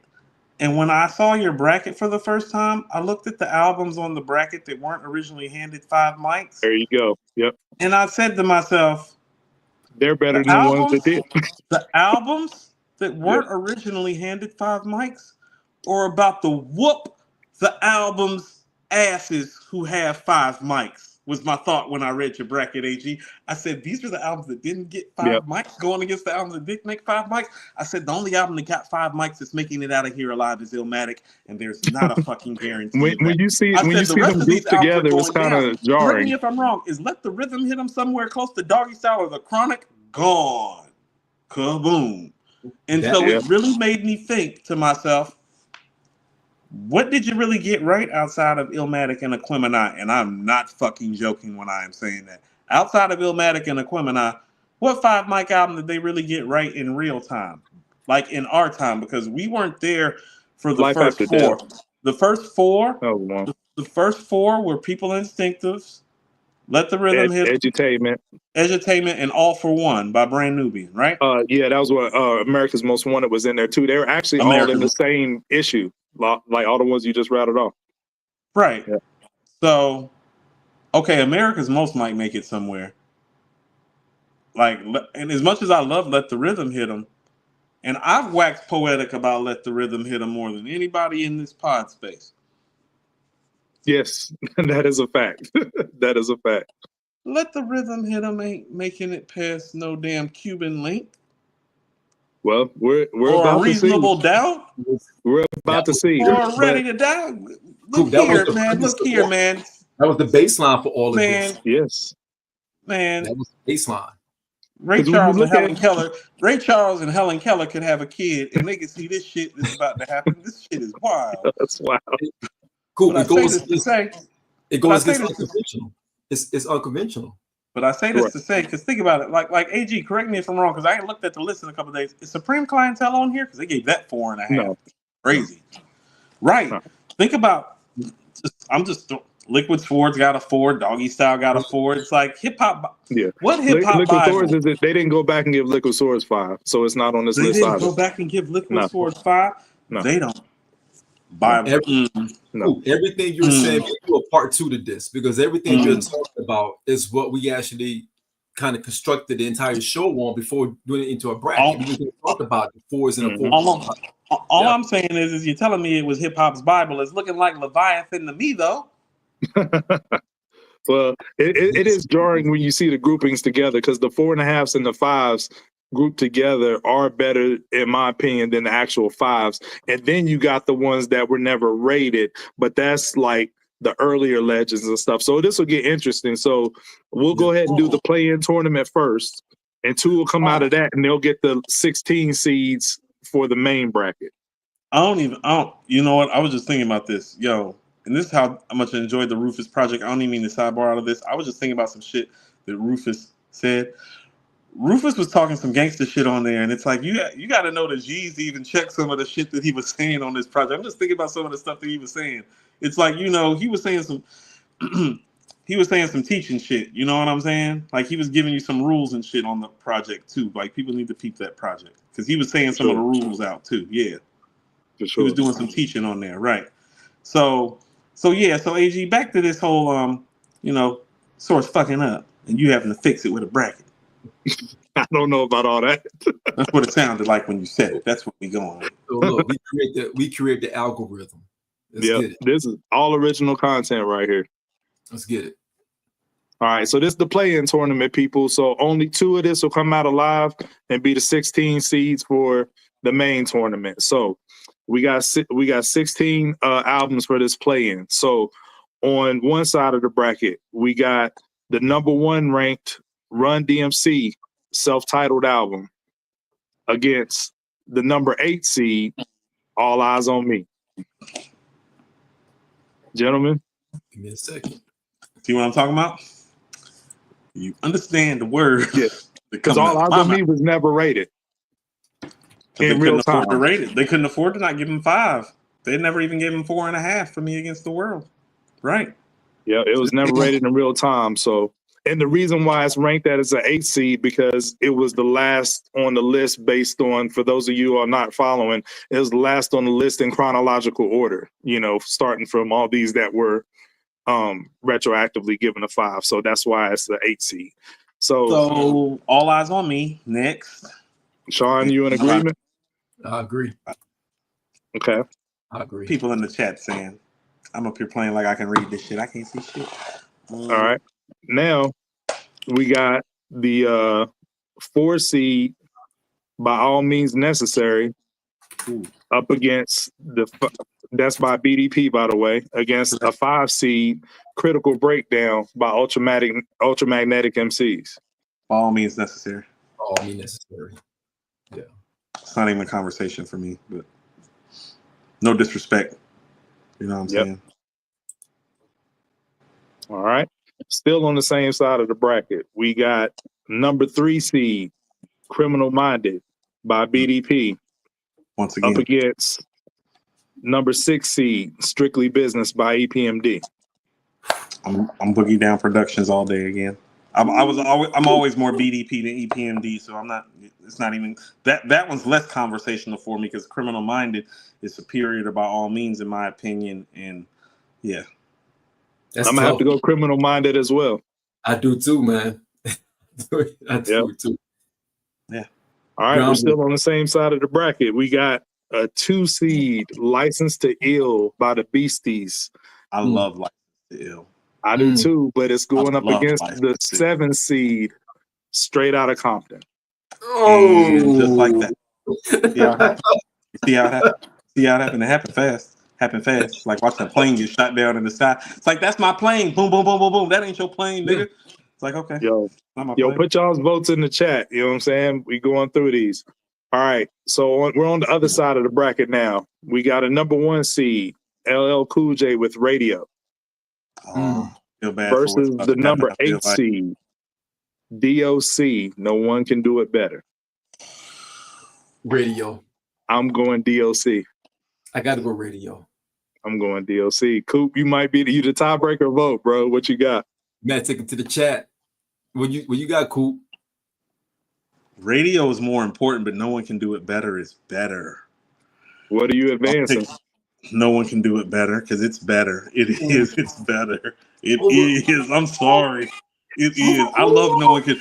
How about this? No One Can Do It Better is one of those rap albums that I love more than the average person loves. Like, it's one of those old rap albums that I go listen to still.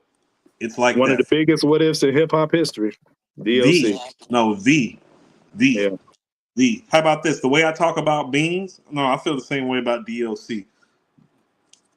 Yeah, I feel the same way about DOC. I do about DOC. Yeah, it's okay to be wrong, Shawn. Bro, I gotta see. Queens get no one can do it better. It's special, dude. No one can do it better. It's special. How about this? If the DOC has the career that he's supposed to have, I can't even tell you that Scarface is the best rapper coming out of Texas, let alone the South. That's how serious DOC is. Yeah. Wow. And everybody knows how I feel about Face. No, DOC like that. Yep. Go listen to the Chronic. Like that. And for those of you who follow along, we're going to put both of the brackets up on socials. We're going to try to have that up tomorrow over the weekend. You know what I'm saying? How this pans out. DOC all right. Same side of the bracket. We got a number 4 seed. It Takes the Nation of Millions to Hold Us Back by Public Enemy. How was that a 4? Because the is no bias. It's chronological order. You know what I'm saying? How, they were released. So no, I hear you. Just saying, when you say It Takes the Nation of Millions and 4, I go flag on the play. Yeah. Off sides. Yeah, that's why I had to keep explaining it. So that was the only way to do the rubric with no bias on where it landed, Talking about you mean 4. What you mean? 4th greatest rap album ever? Like 4? Like all right, 4? So the number 5 seed is Long Live the Kane by Big Daddy Kane. Not enough. I'm gonna go with It Takes a Nation. Yeah. Long Live the Kane. Everybody in agreement? Not enough. I love Long Live the Kane. How about this? Long Live the Kane is a hip hop classic. It Takes the Nation of Millions is one of the best rap albums ever made. Ever. Absolutely. And in some people's opinion, the best rap album ever made. Like, how about this? DJ Premier's number 1 rap album of all time is It Takes a Nation of Millions to Hold Us Back. And he helped put together Illmatic. Fair enough. Yeah. Next up, we got, on the same side of the bracket, we got the 3 seed, Paid in Full by Eric B. and Rakim, versus the 6 seed, Straight Out the Jungle by the Jungle Brothers. I think this is a pretty easy one. It's Paid in Full. Yeah. Paid in Full and It Takes a Nation are the 2 albums from the 80s that are probably going to go the furthest. Yep. Now, and on the same side of the bracket, the last matchup we got is the number 2 seed, Raising Hell by Run DMC, versus the number 7 seed, Great Adventures of Slick Rick. Oh my goodness! I knew it was about to lose again. Give me Slick Rick. It's Slick. It is. Man, you got it. Yeah, and I think it's because of the time. I think it's just the time. So when I was saying that No One Can Do It Better is one of the few old school albums like I go back and listen to. Oh, The Greatest Adventures of Slick Rick is the album from that time that I go back and listen to the most. Yeah, it's a pillar. It's a pillar. Right. It is. It's one of those cornerstone. The cornerstone album. It is. Facts. It is. But now this is where it gets interesting, fellas, because we down to our Elite Eight. And remember what we playing for. You just playing for 2 finalist spots to get into the other bracket. So we'll see what happens. All right, we got All Eyes on Me versus By All Means Necessary. Taking All Eyes on Me. All Eyes on Me. I have to agree. Yeah. I have to agree. Yeah.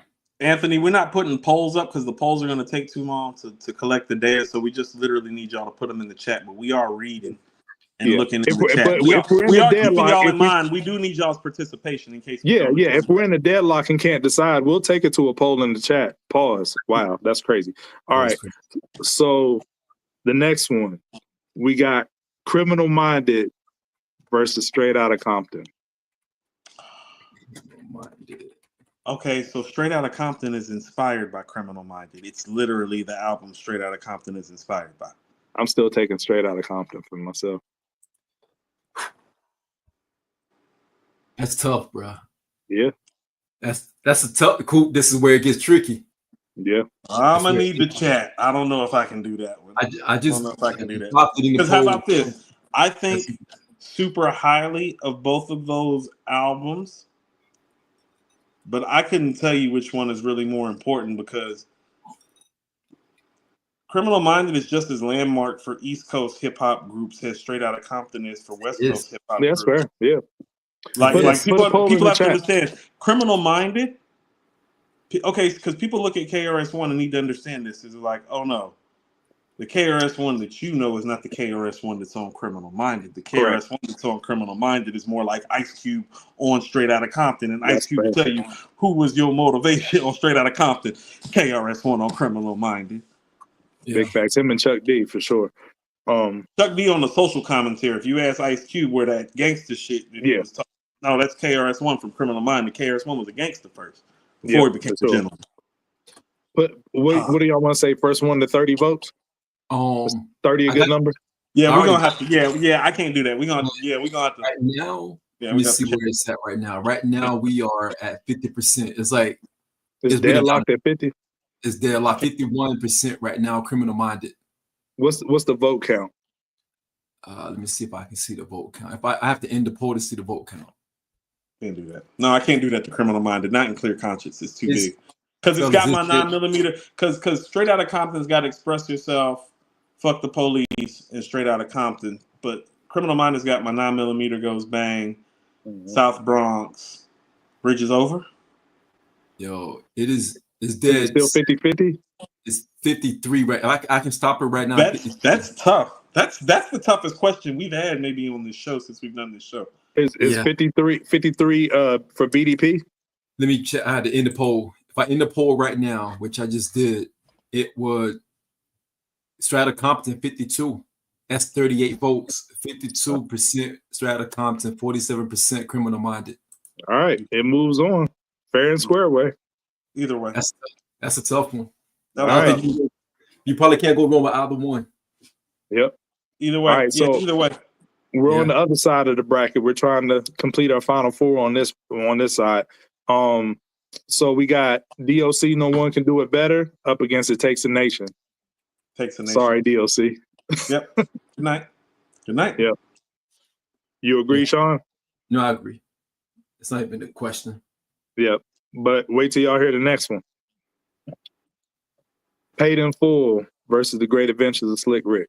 Good grief. I'm sorry, Rick, but I'm going Paid in Full.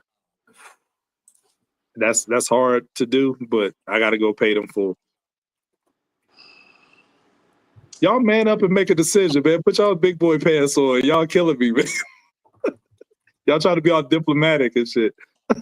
Well, you know how I feel about Slick Rick, man. And you know. Okay, so how about this? There's only 2 rap albums, in my opinion, that actually have 4 of the 100 greatest hip hop songs of all time on one album, and these are actually the only two albums that have them, in my opinion, because Paid in Full has My Melody, Eric B is President, Paid in Full, and I Know You Got Soul, and Slick and The Greatest Adventures has Mona Lisa, Children's Story, Teenage World, and Hey Young Love.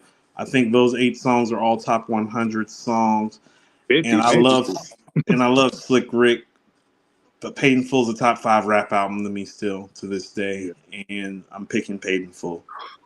As much as it pains me, like well, I prefer. That's 2 out of 3. So even if Shawn picked Slick Rick, Paid in Full, move on. Even when I end the poll, I think the poll had it. Let me see where we got it. The poll got Paid in Full. Slick. See, that's crazy. Yeah, that's crazy. How many? What was the percentage? Don't ever ask me to do this again on live television. Well, this is just the play-in tournament. This is the qualifier. This is ridiculous. I'm getting stressed out. I need to smoke in the show. All right. So we got our final 4. All right. Yeah, okay. Not okay. Our final 4 for just the play-in. So it's going to come down to 2. All right. So on one side, this is for you get qualified to move on to the other bracket. We got All Eyes on Me versus Straight Outta Compton. I'm taking moving to the other bracket. I'm taking All Eyes on Me. I am. I'm with you. All Eyes on Me. I'm toting Tupac around. I'm taking Tupac with me everywhere I go. Every other video. I'm with you, Coop. What say you, Shawn? All Eyes on Me. It's a tough one, but All Eyes on Me. Yeah. I'm with you. All right. Yeah. On the other side, for the other qualifier, we got It Takes a Nation versus Paid in Full. I won't do that. I won't do that. Let's chat that one. I'm out.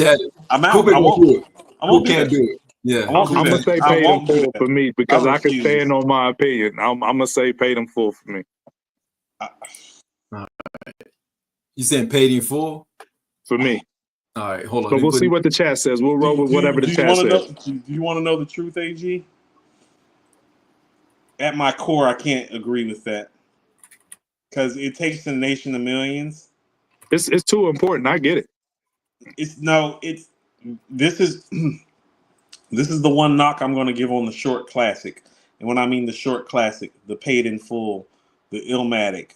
Oh no, when somebody makes a Purple Tape or It Takes a Nation of Millions. There's some trump card in the amount of classic records that are made. And what I will tell you is that Rakim's songs are more memorable on Paid in Full, but he doesn't have as many. What up? How are you? Food upstairs. Daughter just got home. Teenagers, cars. No doubt. I get it. Well, I had that same conversation with somebody else. I can't remember who it was one time, Coop. We were talking about Cuban Link versus Illmatic, and Cuban Link would have a very good argument against Illmatic because, like you said, it's to maintain that greatness over a larger amount of tracks is harder to do. But in that particular comparison, though, it's a cheat code because Raekwon had a rhyme partner in Ghostface, so it's technically like a dual. Okay, the thing that makes Illmatic better than the Purple Tape is the timeless theme. Song for song, Purple Tape is beating Illmatic too. That's why I have it at number 2, because if we're actually talking objectively, if you're doing what Jay-Z says at the end of Volume 3, which is to pull your CDs out and go song for song, well, nobody's beating the Purple Tape or It Takes a Nation. If you're just going song for song. We might come across that matchup here shortly. We're going to see. All right. So y'all ready for what the chat got us? Yeah. See, this is what I mean. So this is what I mean. Illmatic and Paid in Full have the impact. Yes. Purple Tape and It Takes a Nation of Millions actually have the classic songs, like 12 of them. Like 12. Like there are 12 classic records on It Takes a Nation of Millions. No. There's only 1 or 2 or 3 rap albums that have 12 classic songs on them, guys. It Takes a Nation of Millions is one of them. The Purple Tape would be the other one. The rest of the shit we can argue about. Those only 2 albums I know for certain have 12 classic songs on them. But did it make it out alive, though? Did it make it out alive in the chat? What we got? It Takes a Million got 62%, Paid in Full 37%. And that's that. Okay, so when I'm doing my list, I usually have these albums right next to each other, but I usually have It Takes a Nation one step. All right. So we got our 2 qualifiers. So All Eyes on Me gets in. It's great. All Eyes on Me gets in the tournament. Great qualifiers. All right. Shawn, you want to put up the graphic of the main tournament? Yep. While I write these in real quick. Which one? Is this it right here, AG? Yep. All right. So I think we're ready for the real deal, the main event. Let's go. All right. So this is a round of 32. So we got a lot more to go through. Mad Max, if you don't think It Takes a Nation of Millions has 12 classic rap songs on it, you don't know shit. 12. All right. We're going to start on one side of the bracket. We got, like I said, to refresh y'all's memory, if it's got a high seed, it's because there was one of the earliest albums to get awarded 5 mics from the source.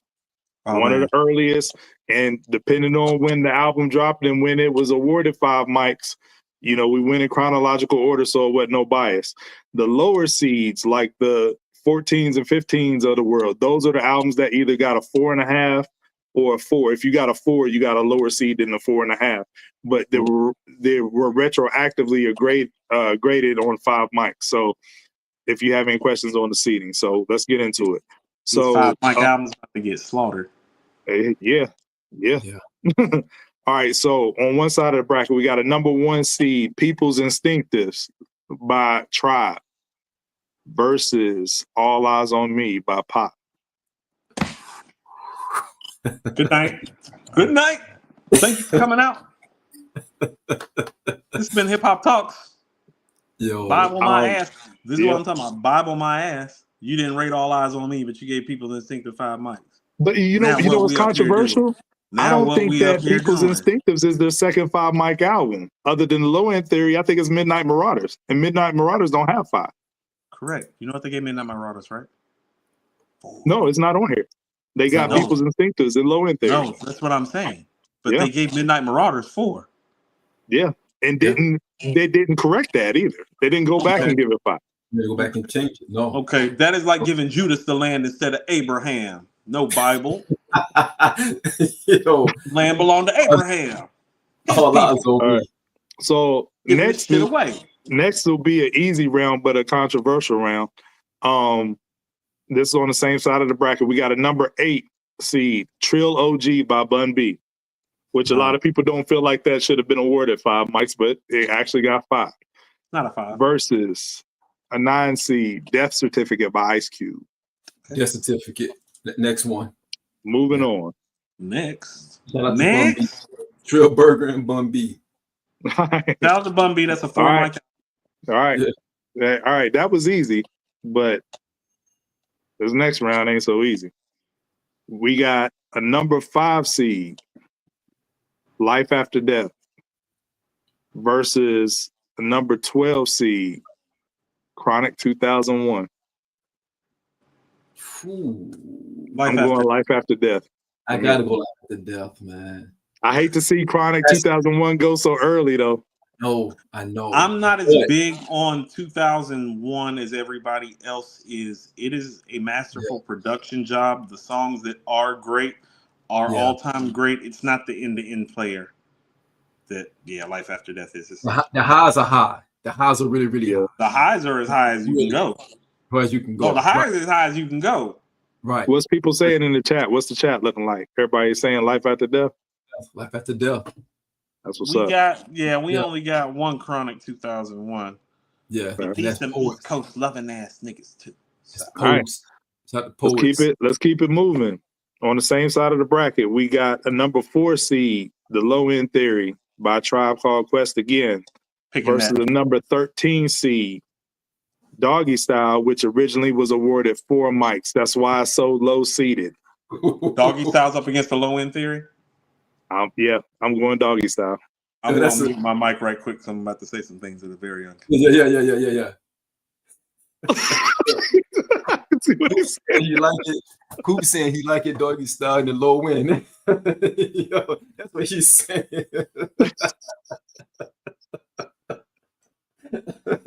yo, Coop is saying some nasty vulgar What's stuff. going on? Yo, what's even funnier? Andrew texted me about this. He was like, "Yo, man, that's a crazy matchup." Yeah. So, in my opinion, these are two of the 10 best rap albums ever made. Yeah. One's in the top 5. And that would be Doggy Style. Because if I'm making a top 10 list, usually when I make my top 10 list, I do find the low end theory falling around 8, 9, or 10. Usually 9 or 10. And Doggy Style usually falls. It's tough. That's tough. That's after the Purple Tape and Illmatic, like 3, 4. Right. 5. You didn't say your vote yet, Shawn, but me and Coop both agreed Doggy Style. So what you got? I mean, majority rules, but I got Doggy Style. People are saying low end. The people are saying low end in the chat. That's that East Coast bias. Y'all trip. But you're not tripping if you think the low end. Our panel of 3 all said Doggy Style. So you're not tripping if you think the low end theory is better than Doggy Style. You're just not right. Because actually, folks, like, how about this? The low end theory is one of the best production jobs in rap history. Doggy Style might be the best production job in rap history, guys. It's in contention. It's in contention for the best production job in rap history. Like history. Song-wise, as much as I love the records on Low End Theory, this is where, and I hate to say it like this, no, this is where the hit records do matter. It do, because if the songs are comparable, the albums are comparable, it's like, oh no, you're not about to sit up there and hey, look here, we got the Jazz ain't beating fucking Gin and Juice, nigga. I'm like, no, that is not how this program works. It's not. It's not how this program works. So we'll move Doggy Style on because we all 3 were in agreement. Nobody even push back on that. I know the chat said low end, but we all 3 were in agreement on that one. I'm still playing Doggy Style like I'm in 8th grade. Like, what are you talking about? As you should. As you should, honestly. This next round is tough. This next round is tough. I know my answer, but it's still tough nonetheless. We're still on the left side of the bracket. We got a number 6 seed in the Blueprint versus a number 11 seed in the Infamous, which originally. Why is Shawn laughing, man? You know what my answer is. For those who don't know, the Infamous originally got 4.5 mics, but it's an 11 seed against the Blueprint. We're aware of the 4.5 mics. I got the Infamous. Sorry, the Blueprint has to go like this. Early, first round upset. Early. Good night. Yo, Because here's the thing. Because this is what I mean. So how about this? This is what I mean when I'm talking about like how this shit goes. Oh no, the Infamous is a borderline top 10 rap album all time to me. Yeah. Yeah, and like that's in my 10 to 15. Jehovah Witness people that 11. come after me. This is just how the joint failed. This is just how the matchup ended up, man. Right. Glad they're gonna be looking for your ass for once. Put the poll up because I don't want no one to say Shawn is hating on Jay. I don't want any of that. So I just put the poll up just in case. But man, real talk, there ain't a New Yorker walking around that really think that the Blueprint better than the Infamous. Don't nobody think that. Don't nobody think that. It's a lot of people that, nah, Coop. Nah, Coop. I'm telling you. Okay, how about this? Those people don't know shit. That's what I mean. Sometimes you got to let people know who they are. They be like, oh, you feel that way? It's like, it's okay. You don't know shit. It's okay. You just pat them on the back. We post this on social. No shit, it's okay. We're going to have somebody that's going to do mad shows on it. And they're not doing shows and getting 12 views right now. No, they're gonna do Twitter fingers on it. They're gonna be like, yo, this is. Oh, they're gonna take the fake following. They're gonna take the fake following from Facebook and multiply it by the fake following on Instagram, and then divide it by the fake following on Twitter and try to get 55 views. They're gonna jump out the window without even knowing the rubric. They're gonna look at the seedings like, well, how do you get these seedings? So whatever. They're gonna say to me, Blueprint is better than my bad, AG. Yeah, Blueprint. Nah, it's the infamous all that. The poll. Did you even put a poll up? I did. Look here, man. I'm sure it's what is it? What's it say? Just to humor ourselves. Somebody deserves to get hit with a poll if they think that the Blueprint and the Infamous are comparable. The Infamous has. I mean, think about this. It's 84% Infamous. Okay, we can move on. Yeah. All right. And that's 43 votes within less than Give up the goods, shook ones, QU hectic, survival of the fittest, like drink away the pain, up north trip, temperatures rising, start of your ending, I-49, right back at you. I like to thank the Blueprint for coming out. Yeah. Good night. Yeah. Good night. Yeah. This next one's pretty easy too. So we got a number 3 seed, Brand Nubian, One for All. One of the first albums awarded 5 mics. Not going anywhere. Up against what'd you say? Going down. You don't even got to read me the other album. It's going down. Go ahead. Yeah. It's number 14 seed, Me Against the World by Pac. Going down. Yeah. Going down. Down. Moving. Down. Yeah. Down. Good night. Yo, AG and nobody get mad tweets. What's that? Nobody get mad tweets tomorrow. You ain't no doubt. Yeah. Right. Well, hold on. At least maybe they'll tweet at me instead of just stealing my shit, your shit, AG shit. Maybe tweet at me and have a conversation with me before you steal my shit. Be like, hey, I stole this from Coop after we argued about it. It's like, okay. So, for those who don't know, Me Against the World got a 4 in its original rating. Got a 4 mic. Ridiculous. All right. So we're still on the left side of the bracket. We got a number 7 seed, The Fix, versus a number 10 seed, 36 Chambers. I hate to do it to Face, but it's not a conversation. You know how I feel about Face. It's not even a conversation. Nope. Yeah. Moving on. This last round on the left side of the bracket, I feel like it's just for Coop. Look at it's all bad. I already know what you're talking about because that's the part of the bracket that I looked at. I was like, yeah, I'm out on this bullshit. We got a number 2 seed in Let the Rhythm Hit 'Em versus a number 15 seed in Reasonable Doubt. Give me Reasonable Doubt, man. Y'all, you know what I'm saying? Y'all think we hate on Jay until we don't. It's Reasonable Doubt. It's Reasonable Doubt, but that's what I'm talking about. That's what I'm talking about. Yeah. I mean, if you just would have gave Jay the 5 that he actually earned, we would be having these problems today. Yep. What you got, Shawn? Bible. Sure, this ain't the tour. Like the first 5. I'm gonna make you say it. Reasonable Doubt.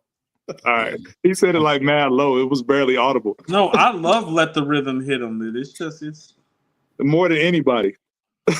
More than anybody. You do. I love Let the Rhythm Hit 'Em. It's one of my favorite. It's one of my personal favorite rap albums. But nah, Rakim was rapping his ass off on that album for real. Rapping his ass off. Yeah. But it might be his best lyrical album while you playing. No, it is.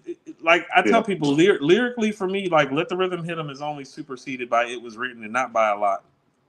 Yeah. Yeah. For me, lyrically, it's those two. We on the right side of the bracket now, so we got a number 1 seed in Edutainment by Boogie Down Productions and a 16 seed that just got in, Takes a Nation by PE. So told you it's not going far. Not going far. Yeah. It's not going anywhere. So we in agreement, Takes a Nation? Yeah. It's their 4th best album versus Public Enemy's first, Yep. All right.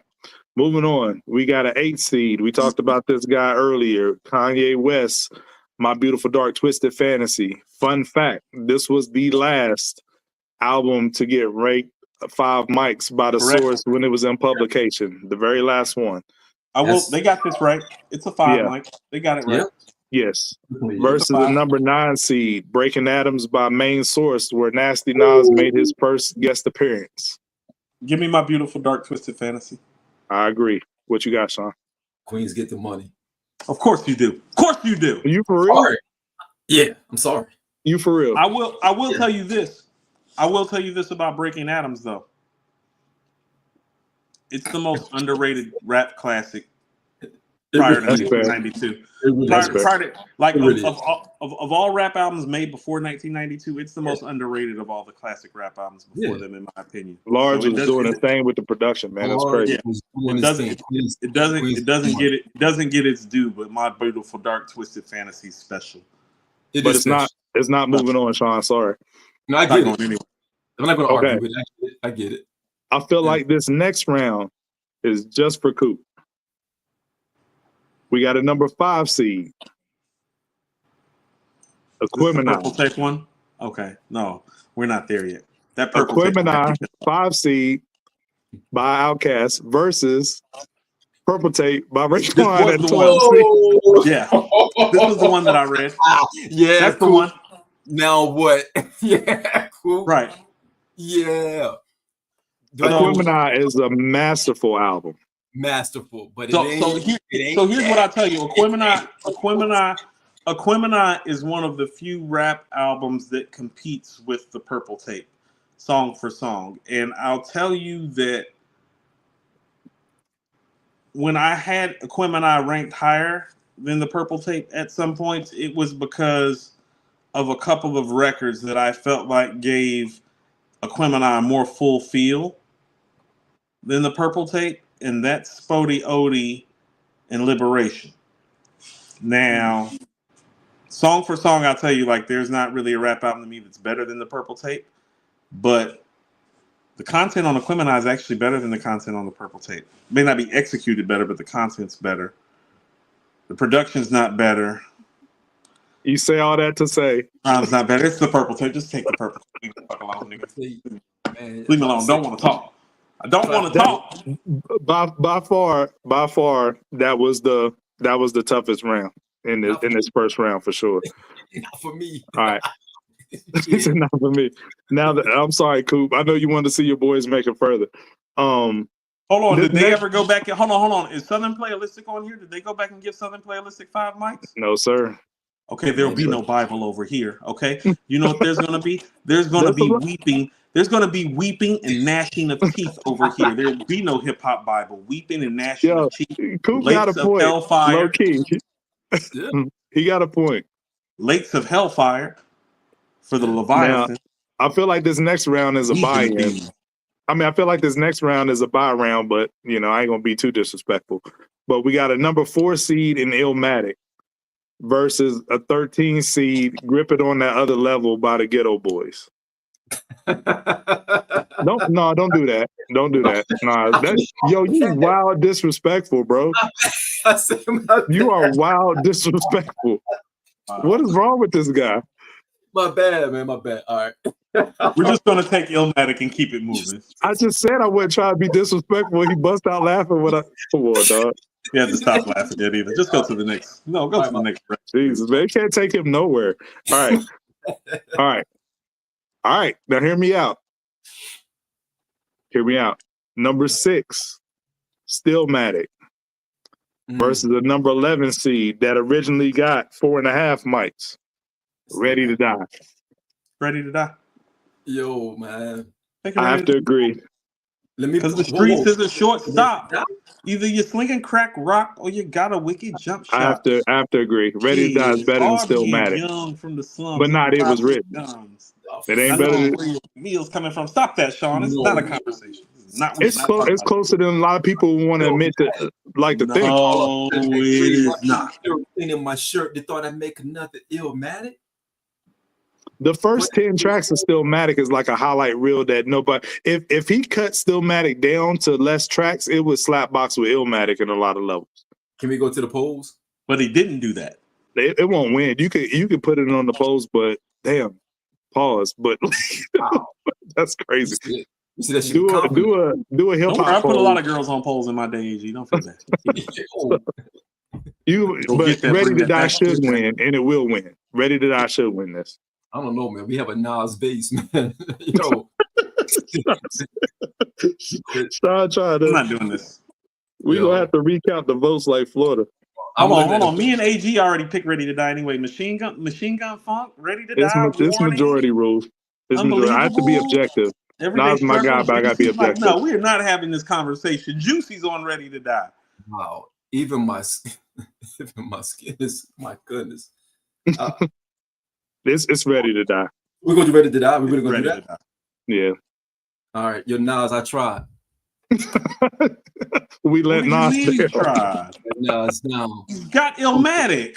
All right. Illmatic is still floating around. Let me see what it said real quick. The chat has it just that quick. Y'all bugging too.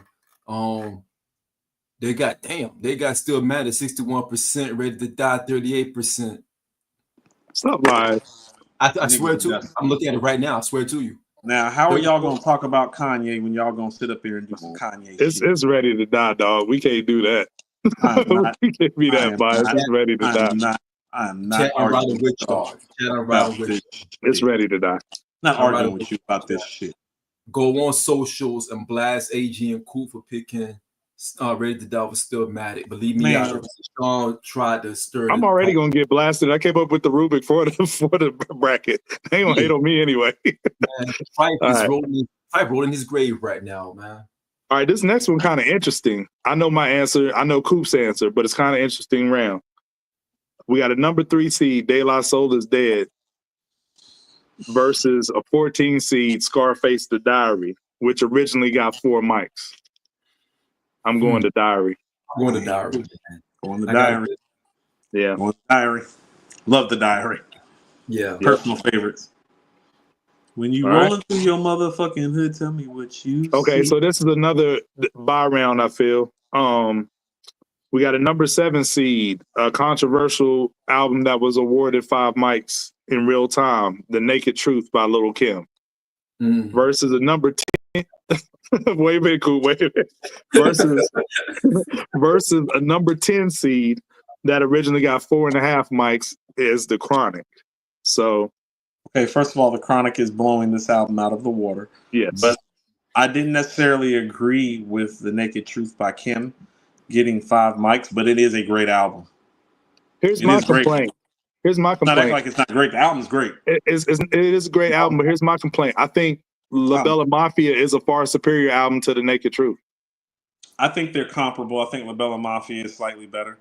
But this is why I tell people Kim is number 1 on my list. It's like, oh no, Kim got Hardcore, The Naked Truth, La Bella Mafia, The Notorious K.I.M., Catalog, Dog. The Junior Mafia album, Conspiracy, like, you know. Yeah.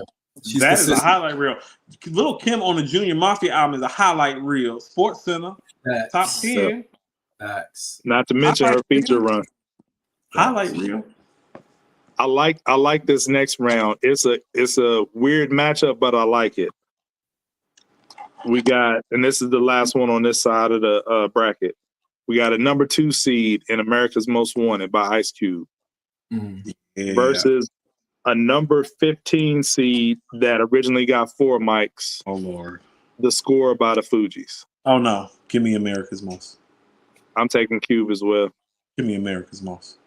What you got, Shawn? America's Most. Okay. Gang, fool. Yeah, the Score got highs, boy. That's it. All right. The fillers are not Mike. Yo, this is mad fun. This is where it's gonna get a little interesting. It's gonna get a little crazy. So, we got our Sweet 16 now. So we had our Sweet 16. All right. To the left side of the bracket, we got All Eyes on Me versus Death Certificate. Damn. Let me go to the poll automatic. Damn. Nah, because y'all some cowards, man. Y'all ain't standing. I'm gonna tell you the truth. No, I'm gonna tell you the truth. I'm gonna tell you the truth. You said Death Certificate, right? For me, it's Death Certificate. How about this? I think Tupac is greater all time than Ice Cube. But there have been very few rappers that have been as great for one album that Ice Cube is on Death Certificate. And as much as I love Pop, as much as I love Eyes on Me, and I even think the production job is better, I even think the songs are bigger. Death Certificate is a moment for a rapper that very few rappers has had, and I'm taking Death Certificate. I'm taking the moment because I think go Coop. Because I think Ice Cube's top 10 MC moment is Death Certificate. Death Certificate don't get enough love, in my opinion. It doesn't. It's one of the best albums ever made. Right. How about this? Death Certificate is better than Good Kid, Mad City. Yeah. Oh, yes. In my opinion. Yeah. Death Certificate is only a half a step down from Doggy Style and The Chronic, in my opinion, guys. Yep. And so, although I think All Eyes on Me is comparable and deserve, and you can go either way, when he doing shit like A Bird in Hand, just the way that he just broke it down so quick and it was just in and out, it's like, oh no, you listening to a guy that at the time that he was rapping, listen to what I'm about to say. And this is something that Tupac never really got, whether it's fair or not. Oh no, when Ice Cube was rapping on Death Certificate, you feel like you were listening to the greatest MC of all time. Yeah. And at that moment in time, it was arguable that he was. He definitely was. Give me Death. He could slap box with Rakim if it came down to it. He might have been because in 1993, if you told me Ice Cube was the greatest MC that ever lived, you wasn't saying some crazy shit. No, to me he was. To me he was because I didn't know who Nas was in '93. To me, Ice Cube was the best rapper walking planet Earth in '92. No, and I do believe he had a 3-year stretch where he was the best rapper alive, and not too many rappers have had a 3-year run in a row where it's like this nigga is the best rapper alive, and he did have a 3-year stretch like that. Yeah. So you with Death Certificate too, Shawn? I'm looking at the poll real quick. The poll's probably gonna pick All Eyes on Me slightly, but that's more about Pac. It's not like the polls is not too far. The polls got 54% All Eyes on Me, 45% Certificate. Cube is different. Cube is different on Death Certificate, and this is what I mean. He's every bit the gangster that he is on Straight Outta Compton in America's Most, but he's focused and concise the way Kendrick is on To Pimp a Butterfly, but it's gangster, and you can ride to it. As a matter of fact, when I think about it, To Pimp a Butterfly is actually the modern day Death Certificate in a lot of ways. You just can't ride to it. That's the problem. Yeah. I've heard people say it's a modern day It Takes a Nation, but I see where you're going. It's like I'm speaking because he's a Cali nigga, because that's the thing with Death Certificate. I got you. You can still ride to Death Certificate while Ice Cube is giving you all of these socioeconomic commentary and macro themes, like the Korean grocery store in the neighborhood, the bird in hand, the nigga working for McDonald's and end up selling, pushing weight. Oh no, he's giving you the To Pimp a Butterfly untitled commentary. It's way more fun than both of those albums could ever pray to be. Yeah.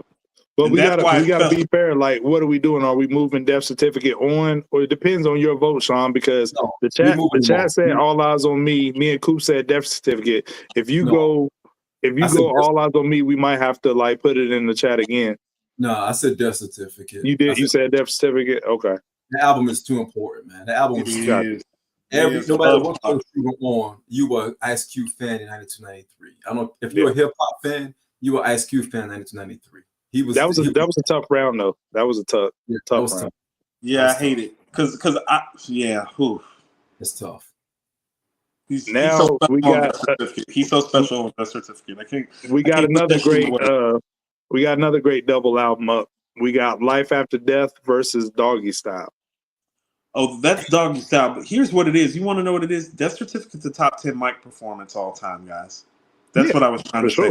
Death Certificate's the top 10 mic performance. It checks every box. It checks every box. I don't like how disrespectful you said. Like, that's Doggy Style, but by the way. Yes, Doggy Style. I don't even know why we're talking about this. Life After Death starts off with Big wanting to sell records like Snoop. We're not having this conversation. Yeah. Nah, it's Doggy Style. I mean, Shawn, you object? I got Doggy Style. Yeah. You don't sound too sure. I mean, it's hard to beat Doggy Style. It's hard. It is. That's a tough album. That's a tough album.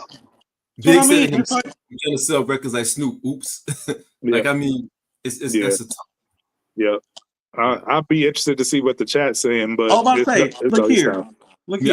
I should have said this before we started. Barring some sort of mishap, Doggy Style probably going to the final barring some sort of mishap, guys. Fuck people talking about. Yeah, Doggy Style's like Doggy Style. Yeah, it's like that. Like, we about to have some real tough conversations when we get to this last 8. And they have to be honest conversations. Like a lot of people, again, we're not chasing, we're not clickbaiting, anything like that. You gotta be honest. I mean, not to be funny, it's like life after death is full of big moments. Those moments aren't as big as the moments on Doggy Style. They're not. I'm sorry. They're not. They're not. It's hypnotize and fucking you tonight. More money, more problems. That is not Doggy Dog World. And what's my name? It's not. To your point, Coop, you alluded to this on the Tupac All Eyes on Me versus Death Certificate with Ice Cube. A lot of times when doing these rankings, people will put the weight on who the MC is versus the one particular body of work. You know what I'm saying? Instead of talking about Life After Death versus Doggy Style, they say, well, Big is better MC than Snoop is all time. So he is, and I think Life After Death is the third best mic performance lyrically ever on record. But you got to be able to compartmentalize, and you have to be objective about what the content is doing. So let's go back to Death Certificate right quick. Oh no, Ice Cube is gangsta and conscious on here. There are themes on here, and so as much as I love Big's struggle, and we're starting to notice this. There's some breaking points with some things. Subject matter. What's the subject matter on Life After Death like? Now go listen to the subject matter on Death Certificate and understand it. Cube is doing all the gangster shit Big's doing on Life After Death, and Big is doing none of the social commentary that Cube is doing on Death Certificate. And those things are separating things, especially when you're going against an album like Doggy Style, which Life After Death is essentially made in the vein of. Except for Doggy Style's done better and bigger. The production's better. As crazy as it seems, the production's better. It's Doggy Style. The songs are better. And they smoked it 75% to 25%. So the mic performance, the mic performance is one thing. That's what I mean about, Ice Cube's special on Death Certificate, the way very few MCs have been on record, because he, to quote Common, is slinging chain-eyes and bean pies in the same sentence successfully on Death Certificate. Successfully slinging chain-eyes and bean pies. Successfully. All right, we still on the left side of the bracket. We got the battle of 1995. We got the infamous. Don't do this. Infamous versus Me Against the World. Oh, I'm going Infamous, man. I love Pac, but I'm going Infamous. I'm going Infamous. I am too, and this is where Pac's catalog does get hurt, because his most classic stuff isn't as classic as other people's most classic stuff. The songs are. The album sometimes. Remember what I told you? The loophole in the verses would be the production, and this is the difference maker here. Yes, because if the production on Me Against how about this? Me Against the World is probably the third best rap album in 1995. Third, though, because Purple Tape would be number one and the Infamous would be number two. You forgetting about Liquid Swords, though. I can't. I've always argued about that. That's personal preference over objectivity, I think, because that goes back to, is the Genius a better rapper than Tupac, like on some bar shit? Oh, well, we already know that, but it's like, oh no, Jizza can't do So Many Tears and Dear Mama and If I Die Tonight and Death Around the Corner. To your point, Me Against the World makes Liquid Swords sound niche. If that makes sense. Yes, it makes it sound like he has a specialty. Yes. It does. It does. So I would argue with you until tell you that, man, 95 is a special year. Special. And we don't talk about it a lot. We don't talk about it I tell people, I mean, for me personally, I think 95 is the third best rap year ever. I think it goes 96, 88, 95, in my opinion. Yeah. 95 sets up a lot of stuff for 96. In 96, yes. Yes, 95 sets 96 up for the success that it had. Sets it up nice. It sets up nice. You got to step your game up in 96 because of 95. Right. Yeah. Oh no, there'll be no more of that bullshit.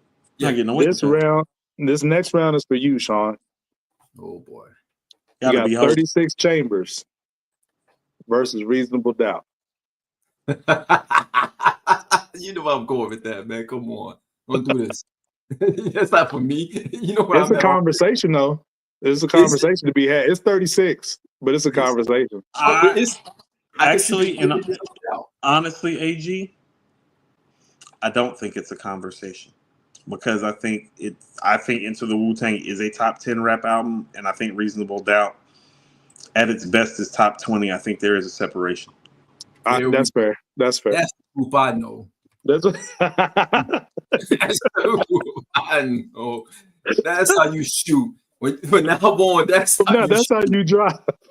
That's how you drive. But now on, that's how you drive. Because think about it. Like, and I'm not trying to disrespect Reasonable Doubt at all. Think about the records on Into the 36 Chambers. Like, think about this. It's like, first of all, if anybody thinks that it's close, and let's say that it is close, well, Prhyme would be your tiebreaker. Separator. Yeah. Protect it's too groundbreaking of an album. Protect your neck. Yeah. Like, that's what I'm saying. Protect Your Neck and Prhyme are on Into the Wu-Tang. As far as singles go, you'd have to go to probably The Greatest Adventures of Slick Rick or Paid in Full to find a project with two more groundbreaking records on one album. It's got Prhyme and Protect Your Neck on there, guys. Can it all be so simple? Wu-Tang Clan ain't nothing to fuck with. Method Man, chess boxing, shame on a nigga. It's too much. It's too much. Shame on a nigga that thought Reasonable Doubt was better.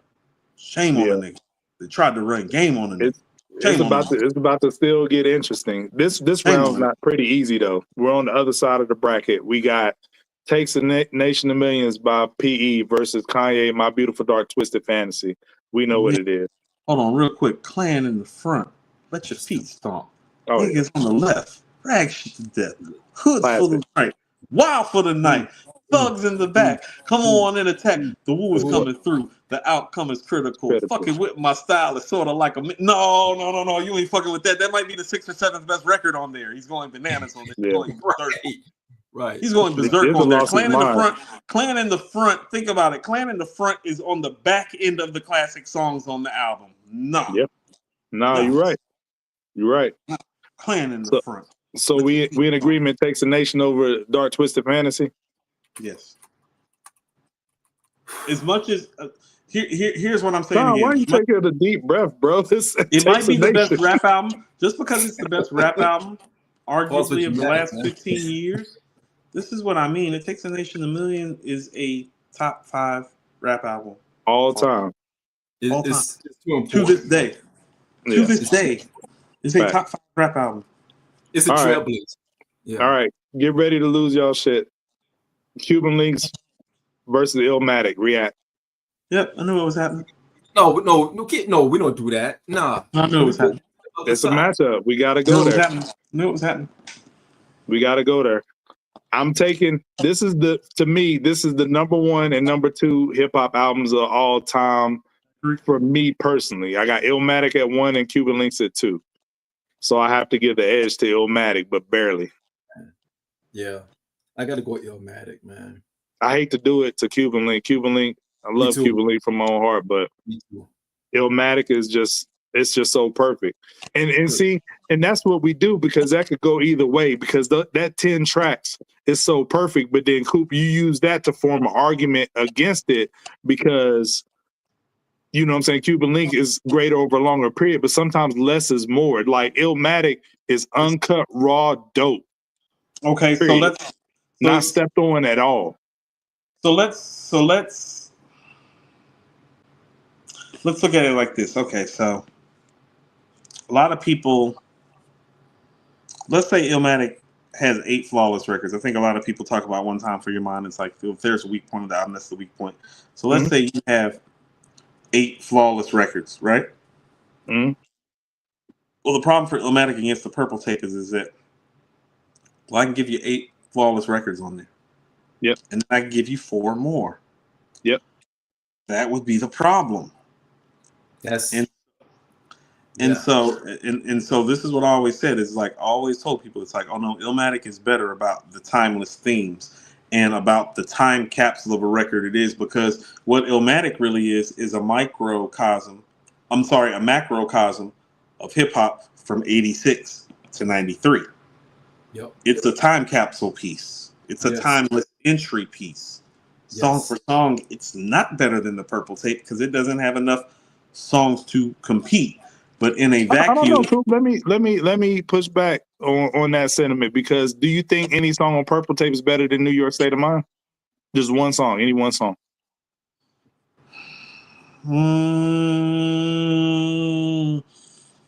Okay, so no, but how about this? There are more songs that are New York State of Mind level on the Purple Tape than there are New York State of Mind level songs on Illmatic, would be my point. But we're talking about quantity. But if we really busting it down, like, is there a song better than The World Is Yours on Cuban Link? Yes. What song would you say? I mean, okay, so as much as I love Pete Rock, the beat to Incarcerated Scarface is better than the beat to The World Is Yours to me. Do you think it ranks all time higher in the pantheon of hip hop songs? I think they're very comparable. I think they're very comparable with where they rank. And so I tell you, Incarcerated Scarfaces gives The World Is Yours a run for its money. Mm-hmm. And I would tell you, and this is what I mean about the Purple Tape being so special. It's like, well, here's my question to you. What does Illmatic have that's fucking with a Glaciers of Ice or a Guillotine or Wu Gambino's? That's the problem. I'm glad you said that. When they do that Wu-Tang shit, fam, yes. Wu-Tang, how about this? When Wu-Tang does Wu-Tang shit, that is the ultimate cheat code in the history of hip hop. Yes. Because the posse cuts, Yeah. So Nas and Illmatic ain't the cheat code. Wu-Tang, when Wu-Tang do Wu-Tang shit, is the cheat code, and never have they done Wu-Tang shit like they did it on the Purple Tape. But let me ask you this. This is a conversation. It very much is a conversation. And the combination of Ray and Ghost, as dope as it is, would you put any song with just them two over Life's a Bitch? With just them two? Yeah. Rainy Days would be the Life's a Bitch on the album, and I don't think it's better than Life's a Bitch, so I'll tell you That's now. a great comparison. Rainy Days is the Life's a Bitch on the Purple Tape. But also, too, I'll tell you this. Rainy Days was when I first heard the Purple Tape, it was my favorite record. Right. Because it was that Life's a Bitch, like Nas and AZ type of moment on there. It's just not as good. So I give you that. But and this doesn't have nothing to do with Illmatic, so to speak. But if I'm just being petty, as great as Cuban Links is, who has the best verse on all of Cuban Links' album? Oh no, I'm not taking that away. I always tell people part of why you could really argue about the Purple Tape being better than Illmatic is that you could argue that the best verse between the two albums belongs to Nas, but on Ray's album. Yeah. Right. You could say that. Right. You can legitimately say, well, the best verse is on the Purple Tape. And I think the best Nas verse is on the Purple Tape. I think it's two verses that slap boxing with the Verbal Intercourse verse by Nas. Lane. Second verse of Memory Lane. Correct. And first verse of New York State of Mind. Correct. And not for nothing, AZ's verse on Life's a Bitch too. I would tell you both the verses on Life's a Bitch are in that category too. I think those are the 1 and 2 best features of all time. I think Verbal Intercourse #1, Life's a Bitch #2 for me. No, okay, but this is what I mean. How about this? Okay, so I think Spot Rushers is better than Represent. That's why this is a conversation for me. I'm not mad at that. I think. How about this? As much as I love One Love. Oh no, Glaciers of Ice is better than One Love. Yeah, it is. Mm-hmm. Yeah, it is. Yeah. Which album do you think has the better writing? One Love. Illmatic has better. We're talking about writing prose, like as a writer. Yeah. Oh no, Illmatic is in that death certificate criminal mind, like to pimp a production. Writing is production. I'm giving to the Purple Tape. Yes, and that's why we hold it high because of the production. Well, the Purple. I mean, to be honest with you, I mean, for me personally, I think the Purple Tape is the best produced product in rap history. It's one producer versus a team of super tape.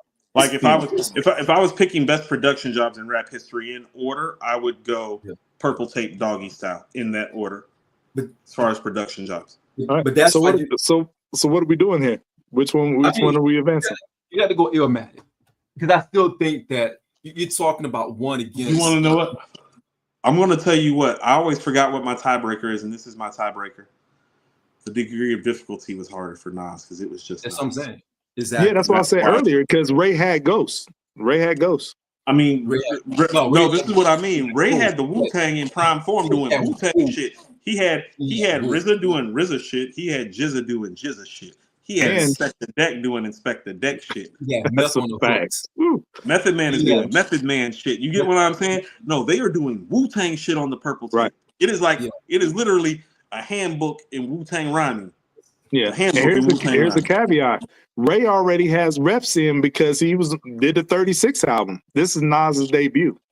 Right. Ray, actually, be honest with you, this is what I keep telling people about Ray. It's like, no, Ray's the only guy on Enter the Wu-Tang, to Cal, and Return to the 36 Chambers. Hello.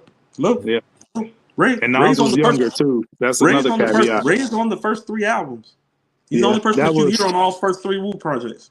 Yeah, that was a tough round. That to me, that's my personal finals. That right there is my personal final. That's a tough one. Next round, this is a tough one too. But Ready to Die versus The Diary. I got to go Ready to Die. Taking The Diary. Ready to Die. You taking The Diary? I am. Wow, I know it's close, but I'm kind of shocked. What'd you say, Shawn? I got Ready to Die. Y'all want to poll that one or move on? I did. I can put it because to me, The Diary is Ready to Die South. I definitely see that. I definitely see that. Think about it. It's like no. Things done changed, and G's is the same record. Never seen a man die. An everyday struggle. You know what I'm saying? Like no. The records be lining up. It's some of my favorite shit.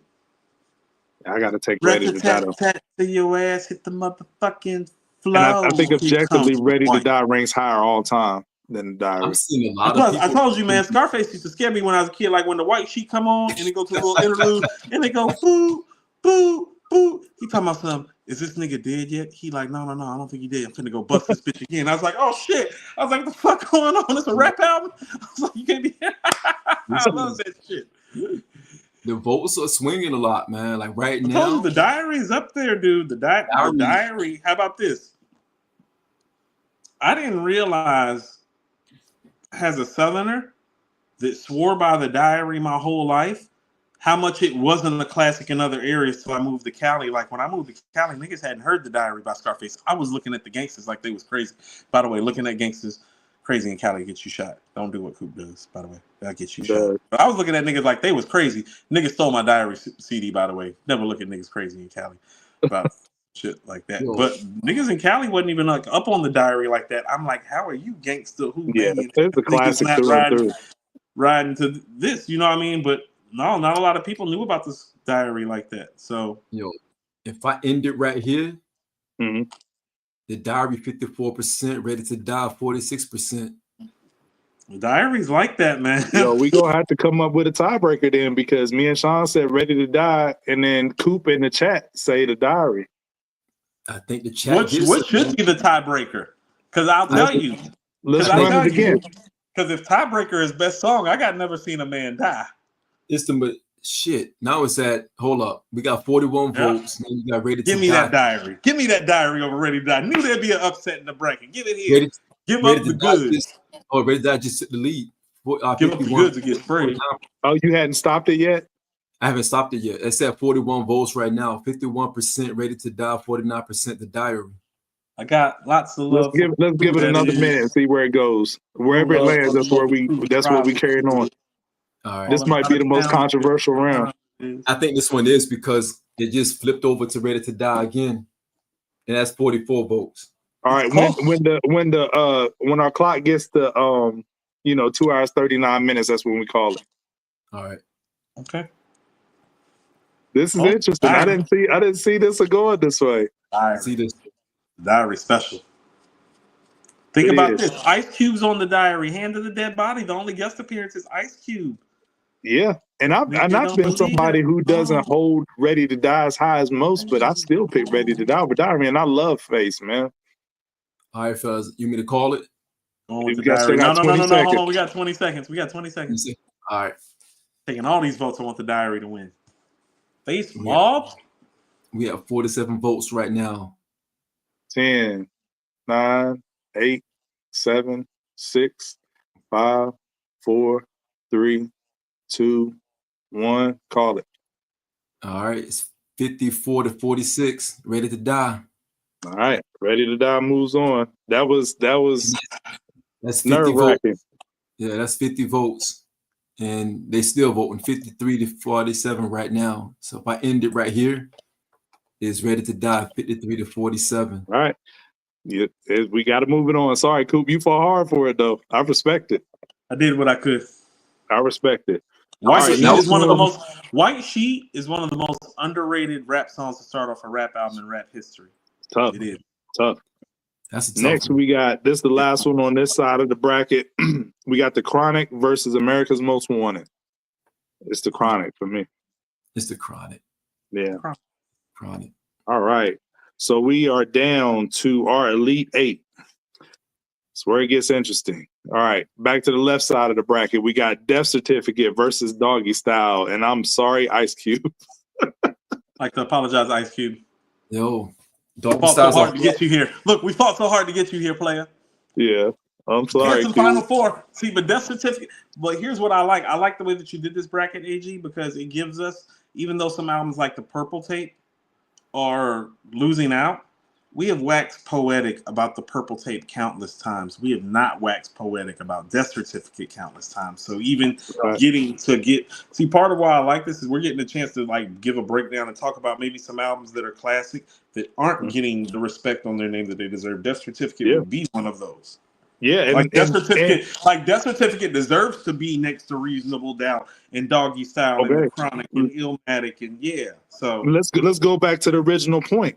Death Certificate was a low seed, and it started out as a 9 seed, and it was rated 4.5 in the source. It's not even an original rated 5 mic album. So that goes to your point, Coop. The 4s and 4.5 are, you know what I'm saying, the cream of the crop on this list. You know what I'm saying? It's just like the real NCAA tournament. Upsets can happen. So, but unfortunately, it met its end to Doggy Style.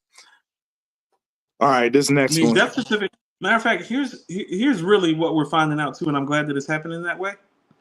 If you told me that Death Certificate was the 3rd best West Coast rap album of all time, I wouldn't argue with you.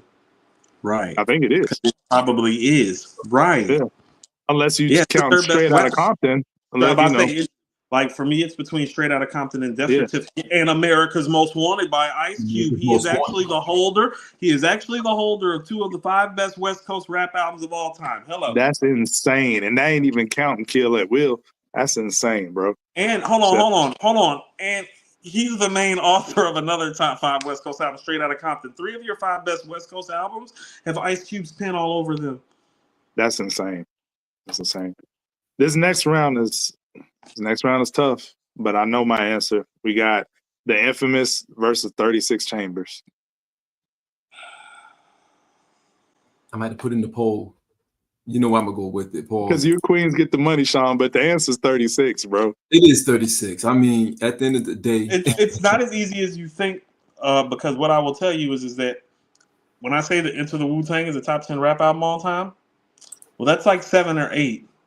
Infamous is like 11 or 12, like in terms of like all-time placement. So it's like, oh no, there's only, the albums that are separating these albums, in my opinion, are like the Low End Theory. You know what's funny for me about this round? These are the quintessential classics by both of these groups, but I love Hell on Earth and Forever more. That's wild. Answers Into the Wu-Tang. You just said that's wild. That's wild. Answers Into the Wu-Tang. Answers. You want to know what? You know what? I had a friend. His name was Mark Million. And Mark told me once something, and I've said it on this show to stay with me, and that's that Into the Wu-Tang is the most innovative rap album of all time. Hands down. And it is. And it is. And so when you actually look at the fact that it's the most innovative rap album of all time, it is one of the few rap albums that does have classic songs like in so many multiples that it's ridiculous, as in more than 5. Well, it's the most innovative rap album of all time. It's got 5 instant classic rap songs on there. It changed the game. It changed the way that we looked at things. It changed the way the craft of MCing was done. The lead MC in the crew at the time got Rhyme of the Year in the quote-unquote Bible of the Source for his verse on Protect Your Neck. It doesn't get much more special to Enter the Wu-Tang. I would not be surprised if they won this entire bracket with this album. Possibility. What's the chat saying, Shawn? Let me see. Yo, real quick, everybody, please like, share, subscribe. Yeah. I see some new faces in the audience. Give me your original content. Original content. A lot of thought and effort was put in this bracket, for real. Absolutely. 36, 59%, the infamous 40%. Let's move on. Got 36. The final 4 appearance. Shame on a nigga who tried to run game on a nigga. Okay, we got on the other side of the bracket, we got It Takes a Nation of Millions versus Illmatic. Queens get the money, man. I'm sorry. It ain't that easy though, Shawn. I'm with Illmatic, but it's not that easy. So hold on. So you're telling me that Illmatic is taking down It Takes a Nation and the Purple Tape, and that the Purple Tape and It Takes a Nation aren't going to be not going to be in the finals? Not in the final 4 if Illmatic wins. I'll put in the poll, but put it in the poll. I don't like it. Pause. You not gonna give a vote, Coop? That's both said Illmatic. This is what I mean. Okay, so here's how I look at it. Let's say that we're doing this a bracket. Now let's get realistic. So let's say that much like this current NCAA tournament. Well, Auburn's the #1 overall seed, but everybody's picking Florida. Okay, so Illmatic is the #1 overall seed in this tournament, obviously. No, it was the #4 seed. I mean, in terms of how, when we're talking about it live, like it's the hip hop Bible, so to speak. That's what you said. Like, correct. But what I would submit to you that if we're doing this in bracket form, well, if you got to play the Purple Tape one day and play It Takes a Nation of Millions 2 days later, you are not winning both of those games, nigga. Not both of those games. Yeah. You're not winning both of those games. You understand what I'm saying? But fortunately for albums, they don't have fatigue. You know what I'm saying? I'm just like that is my thought. It's like, hold on. It's like you just got you just beat the Purple Tape, and now you're gonna beat It Takes a Nation of Millions 2 days later. It's like, no, you are not, nigga. You are not super nigga. Look, I could argue that It Takes a Nation is lucky to be in here because it got in on a play-in and it made it to the Elite 8. Real talk, if It Takes a Nation ain't even on here, I ain't even doing this. This is real ass shit. I ain't even doing this if it ain't on here. Yo, I'm not doing no. It's like, you want me to do a bracket? Best rap albums of all time. It's like, yeah, It Takes a Nation ain't on there. It's like, so I'm out. Sit out the segment. It's not an easy lift. No, it's not an easy lift at all. No. I mean, that's why we're the ones tasked to do it. I mean, we can advance Illmatic. I'm just submitting some devil's advocate type of material. No, I'm with you. When Shawn laughed, that's why I was like, it's not that easy, man. It takes a nation.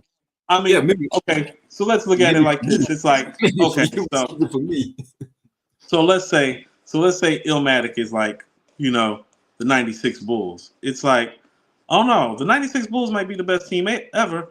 I don't think they beaten the 88 Lakers and the 86 Celtics back to back. That's not happening. I get your logic, but that's not, we can't apply that here. I'm just like I said, devil's advocate, just submit something to the But just sizing it up right, like MC and lyrics, it goes to Nas, right? What Nas doing on Illmatic is superior to It Takes a Nation, correct? It's tough. Yes, but no, I mean, I just quick yes or no so we can move on. All right, production. Okay, so here's what I'm saying. Okay, so how about this? Where do you have Illmatic rank as a mic performance all time? I would probably say around third. Like, because I got it was, to me, it was written as the best mic performance by MC on a record. I got that 1. I got Biggie on Life After Death as 2. His versatility is unmatched.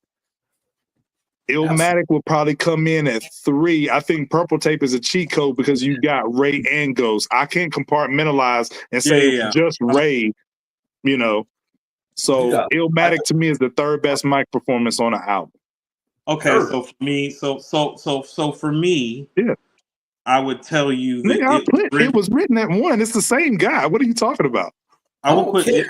#1, #2. What do you mean? It was wow. That's why I put them 1 and 2. I would put It Was Written at 1.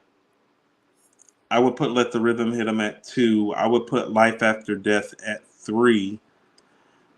I would put Illmatic at 4, but what I would tell you is that my 4, 5, 6 would probably be Nas on Illmatic, Chuck D on It Takes a Nation of Millions, and Ice Cube on Death Certificate. So I it's don't know. not I'm like putting it's Jay on far Reasonable away. Doubt up there too.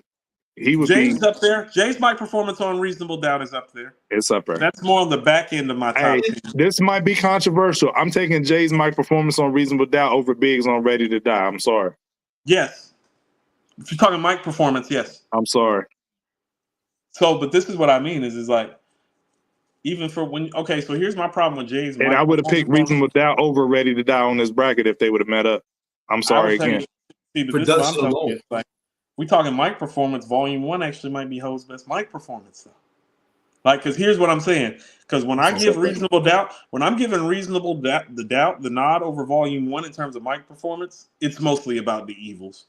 And it's more consistency too. It's more consistency. But it's about the Evils. It's like, oh no, the Evils are Reasonable Doubt tiebreaker. Yeah, but not too many people can do Streets is Watching though. That's what I'm saying. That's why it's like, oh no, the Evils is the tiebreaker. As much as so because it's brilliant, as Imaginary Players and Streets is Watching is, I don't think there is as special as the Evils, even for a special those.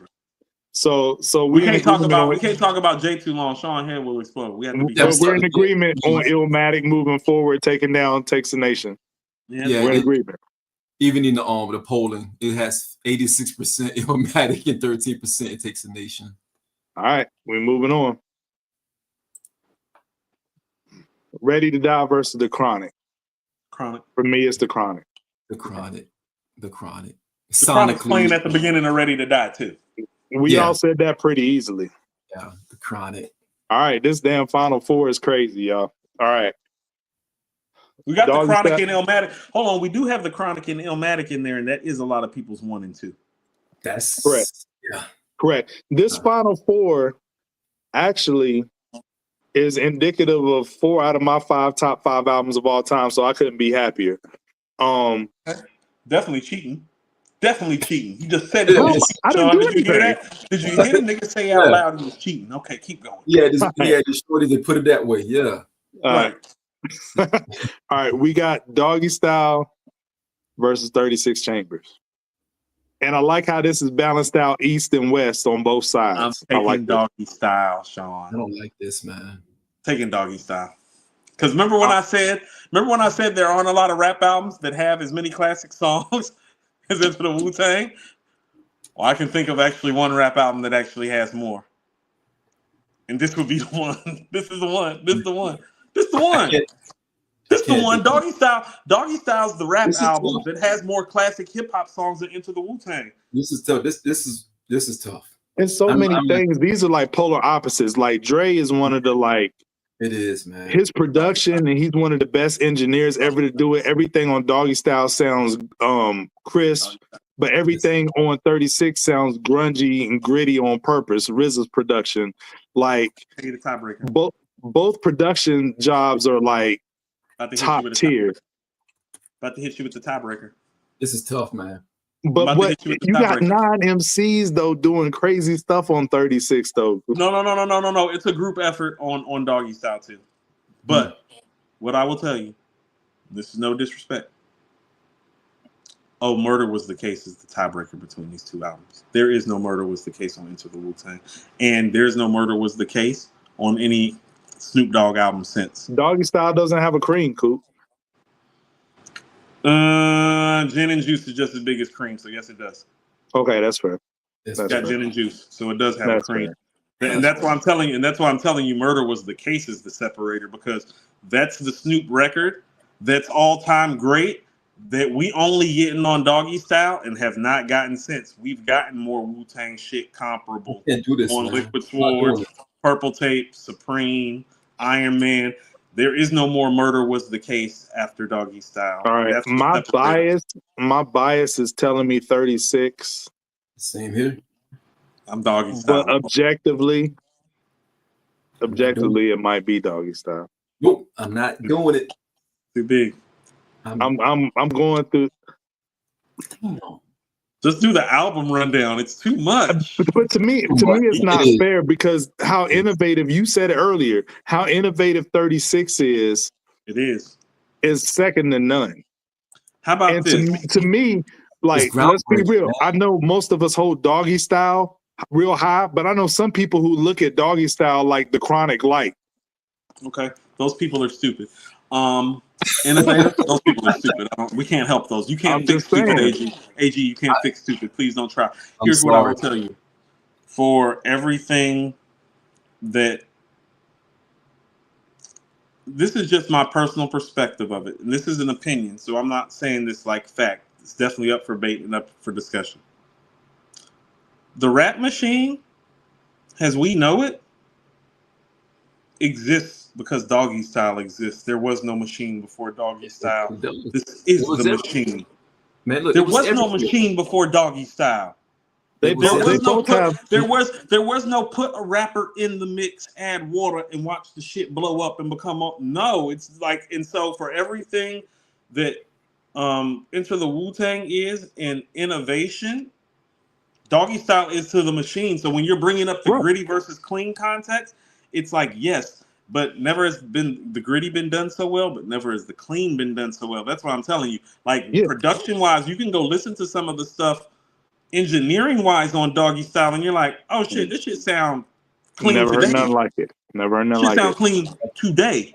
But that machine is the impact that Doggy Style had. But 36 may like restructured the game on how group individual solo members. I look at 36 Chambers like Jordan signing with Nike for the Air Jordan, because before. You know what I'm saying? When in 85, when he was with Jordan, no player had signature shoes. It was players had team colors. They were signed with Converse, whatever. Jordan was the first signature shoe, and the game changed, broke wide open after that for people to do that. I look at 36 Chambers, what the Wu-Tang did with that album. RZA masterminded that to parlay individual deals for every solo member at different labels to break the game wide open and to pioneer other groups doing the same thing.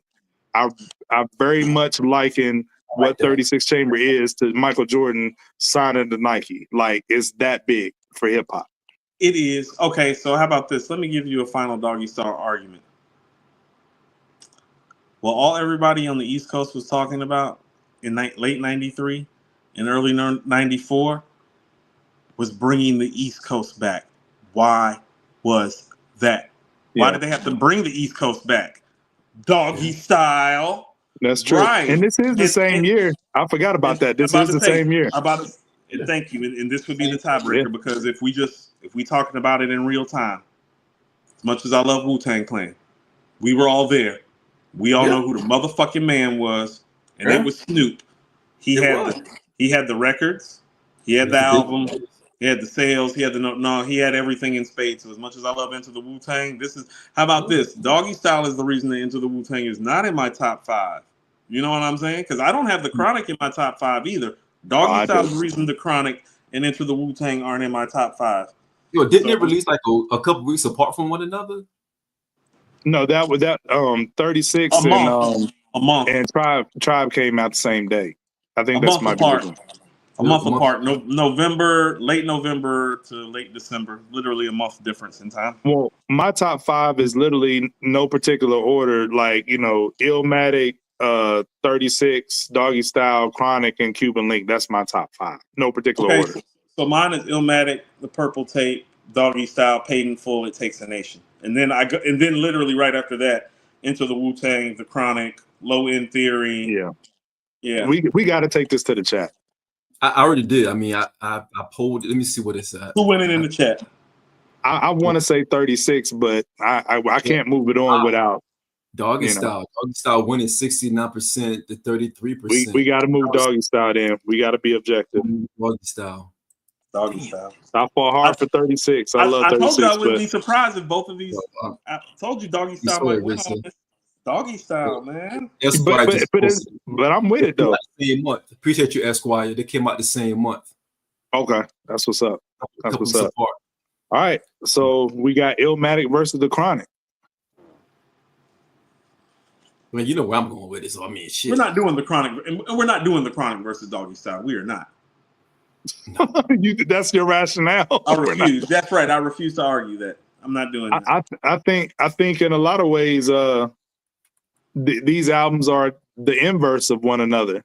Nas is a superior MC with an all-star cast of producers, and Dre is the all-star producer with an all-star cast of rappers. So, and first of all, even though we do not like how we got here, when your last 4 albums are Enter the Wu-Tang, The Chronic, Doggy Style, and Illmatic, oh no, we still did something right, guys. We still did something right. It's called hip hop. Hip hop did something right. Yeah. Because no matter how you want to toss and turn it, it's like, well, let's be clear about this. Yeah. These are 4 of the best 10 rap albums of all time, are they not? Right. Well, then they still work. No. Then let's look at what our let's back up and even though you and your girl tried to cheat, AG. Even though Shawn tried to knock Jay out, and even though Shawn tried to knock Jay out, and even though Shawn tried to elevate Wu-Tang and Big, we still sitting over here with the Chronic and Doggy But Style. I like what you said, Coop, like about the top 10 rap albums of our time. Listen to me run down our Elite 8. Death Certificate, Doggy Style, The Infamous, 36 Chambers, It Takes a Nation, Illmatic, Ready to Die, and The Chronic. Those are all top 20 rap albums. Those are all top 20 rap albums. Maybe top 15. Look at that. Ready to Die might be the weakest rap album out of all of those. Matter of fact, Ready to Die is the weakest rap album out of all those. Let's be honest. Who said it? I didn't, but I think it a lot of times. I'll say it. Let's be honest. I'm be staring niggas' feelings out here. Yeah. All right. So now the Chronic is fantastic, but to me, it's not beating out Illmatic. So we got are we all in agreement on that? Yeah. And we have, and now we have. See, this is my favorite matchup. This is a tough one. Look at the road that Illmatic had to travel, though. To your point, Coop. Yeah. It's ridiculous. Cuban Links, Takes a Nation, and The Chronic. Right. Okay. So if this was war, Illmatic wouldn't have any legs or arms right now. We'd just be throwing his body out because it would have lost everything in the previous 3 rounds. We'd just be throwing the body of Illmatic out. It's like, no. The Chronic took his arms. Okay. Purple Tape took his legs. Leg, arm, head, like RZA said. Leg, arm, head. Yeah. Protons, electrons always cause explosion. Ain't got no body. Doggy style. What we doing? What we doing here? I know where my vote lies. My vote lies with Illmatic, but this is definitely a discussion. It is a discussion. AG, now that you've done this and we've taken it this far, first of all, we put Illmatic up in this chat, so Nas is going to win. But I think we should objectively take this poll to all of our social media accounts and collect data. Oh, yeah. Yeah. So what I'll tell you is that we actually need to table this and let everybody really vote and tally up. We can literally, we did our bracket. It's down to Illmatic and Doggy Style. Let's let the people decide. Because I think those are 2 wonderful albums to pick from. And they are 2. And I can dig it. For me, I rock it with that. And personally for me, well, I got one album. I got one album at number 1, and I got one album at number 4. And the last time I had a conversation about these 2 albums, I literally said, the separation between album 1 and album 4 is preference because they're all comparable. And that would be Doggy Style, It Takes a Nation, Purple Tape, and Illmatic to me. And then I like that, cool. We got to be a part of the people. Yeah. Let's let the people decide. Because think about it. I'm with it. Because think about it too. Oh no. This the album West Coast niggas love the most, and this the album East Coast niggas love the most. Let them vote. Do they though? Because I don't want to disrespect Chronic like that. Because you keep saying no, but I know so many people that put the Chronic over Doggy Style. Yeah, them niggas old though. I mean, it's just 1 year. There's how about this? People from our generation. People from our generation need to understand something about the Chronic that they don't really acknowledge. Our generation swears by the Chronic. Our generation swears by Doggy Style, and so does the generation after us, and that's the difference, guys. There's a generation after us that swears by Doggy Style too, that does not swear by the Chronic, and that's what all the old ass niggas that keep talking about the Chronic keep on. It is crazy what difference a year can make, though. But you know what's the most remarkable thing about this? Both of these are debut albums. That's insane. They're the 2 best debut albums of all time by rappers. Both are important to their by solo rappers. Oh, solo rappers. Yeah, best solo debuts ever. Yes. If you think about it, if you were naming best solo rap debuts of all time, where would you go? this would be the two albums you would go to. Yeah. You'd be like, where the hits, where the records, where the sales, Doggy Style, where the songs, where the culture, where the hip hop, Illmatic. Yep. Yeah. Well, let's do a comprehensive, vote with the people. Let's put it in our chat in here, and then we'll take it in our chat to socials. I just did. I just put it in there. I got it. It's like, what is it, 75-25? What's going on, Shawn? 75-25, 37. Right now, 37. 70 to 30, but it's still changing. That's 45 votes so far. 70 in favor of what? Illmatic. Come on, we know where we at. We know. I mean, we have a large Nas base, right?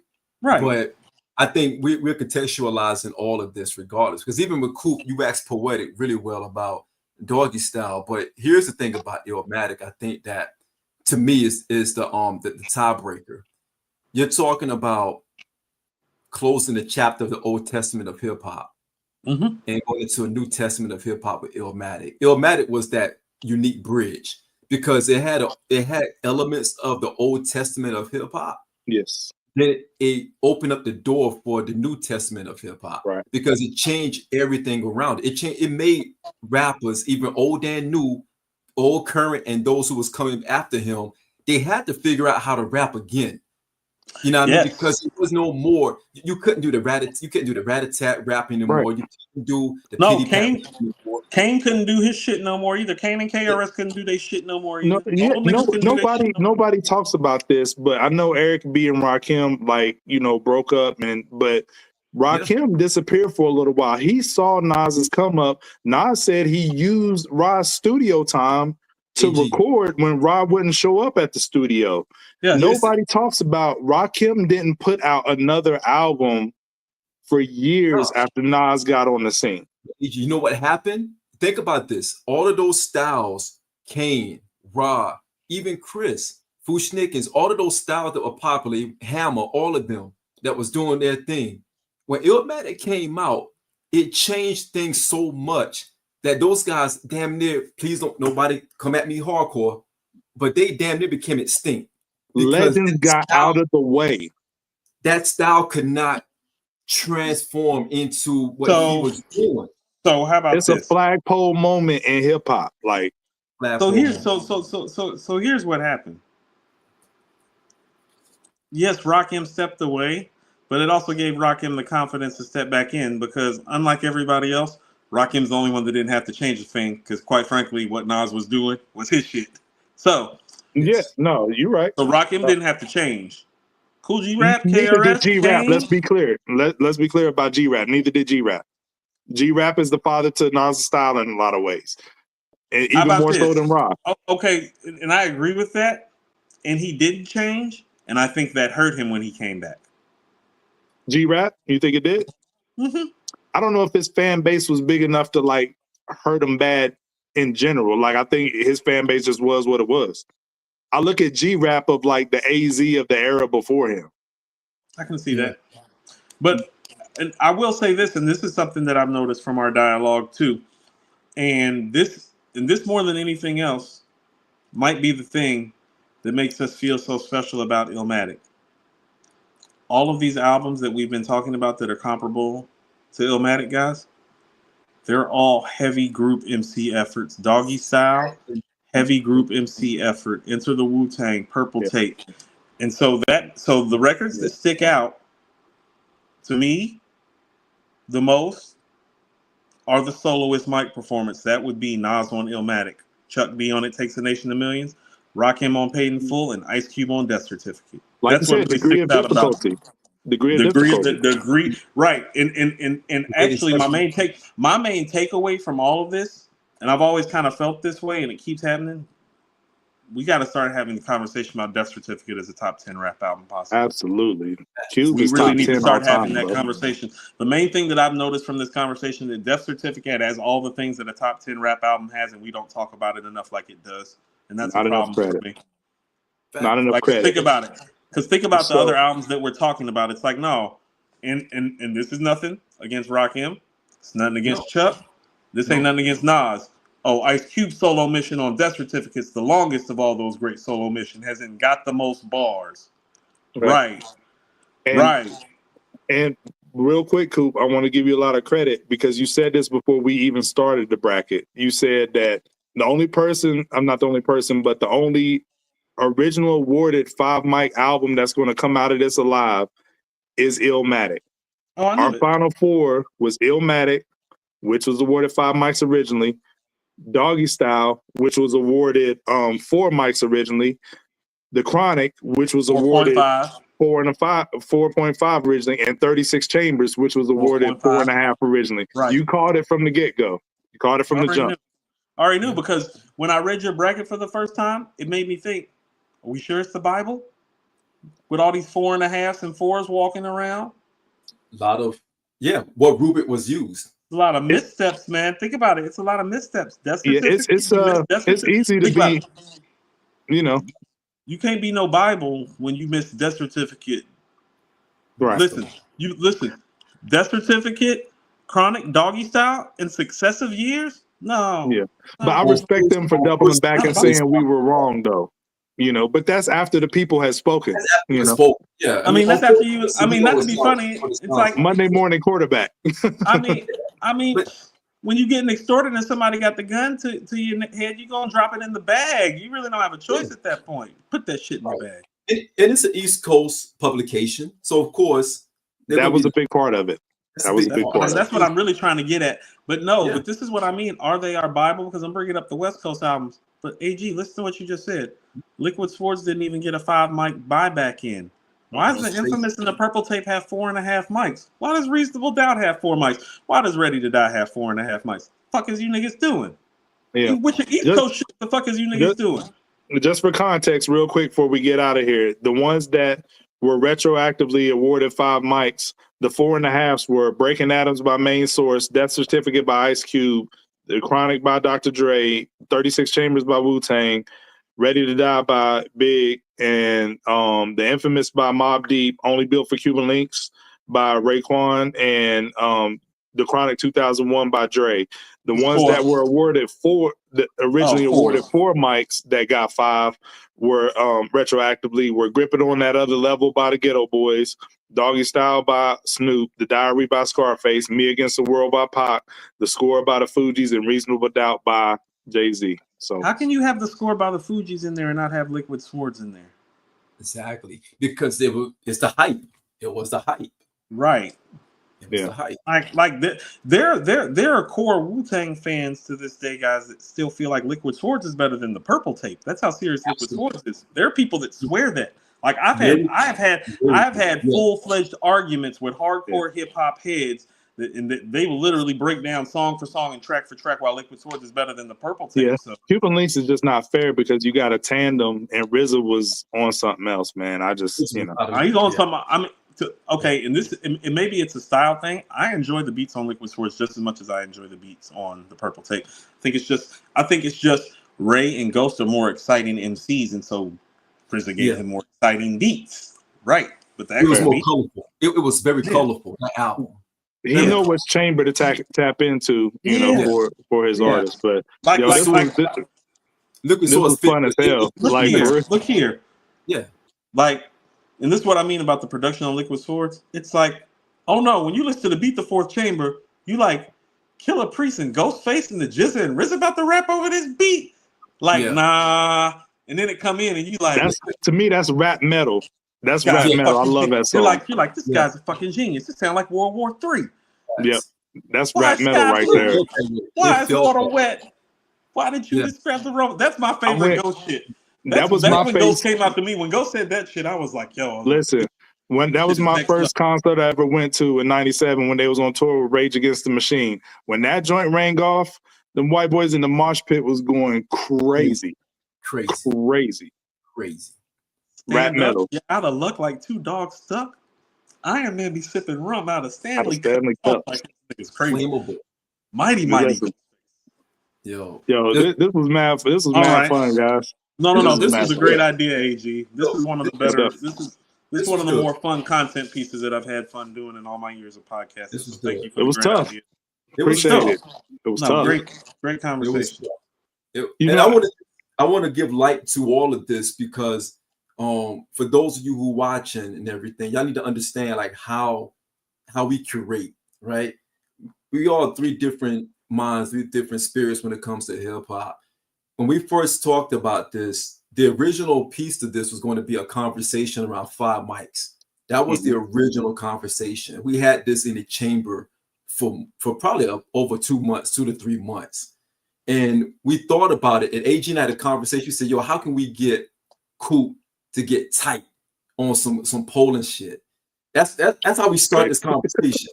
That's how we start the conversation. I said, yo, AG said, well, let's try to do a bracket. I said, let's take the 5 mic conversation and put it in a bracket and see how that looks. Okay, so guys, not being funny, Trife hit us with the $50 classic segment. Shout out, Trife. Appreciate you, bro. Hey, not being funny, guys, and this is what I mean. Is it really the Bible? Because listen to all the albums that you just named that got recertified. Okay, what about Southern Playalistic Cadillac Music and ATLians? What about Soul Food by Goody Mob? You feel what I'm saying? Like, what about those 3 albums? Yeah. What about 8 Ball and MJG's coming out hard? That's the Shawn's point. It's an East Coast publication. They're not going to extend their hand too far to the south or the west. UGK's Riding Dirty. You feel what I'm saying? Yeah. See, cool. That's where like you got Breaking Atoms by Main Source, but you don't have Two Lives Crew's Nasty as They Want to Be. Like that's our Breaking Atoms down here. You feel me? It is. Right? And see, cool. That's the thing. That's where we need to maybe a part 2 to have the conversation around this. And we take it to the South and take it to the Midwest and take it to the West Coast. Shit, Lil Kim's hardcore better than The Score. Shit. Yeah. But to Shawn's point, it was a lot of curating that went into this. And then I was like thinking hard as hell trying to figure out a way to come up with the seedings that wasn't a heavy lift. And like I said, what I would actually like to do when we get done with all this and all this comes out? Maybe we just need to reset the barometer and just come up with the 5 mic albums by year that actually were 5 mic albums. That list will be a lot longer. I know that, you know. That's cool, but it needs to be done and done properly because they didn't do it properly and they still didn't go back and fix it. And some of the stuff we need to have legitimate conversations about. Like, think about this.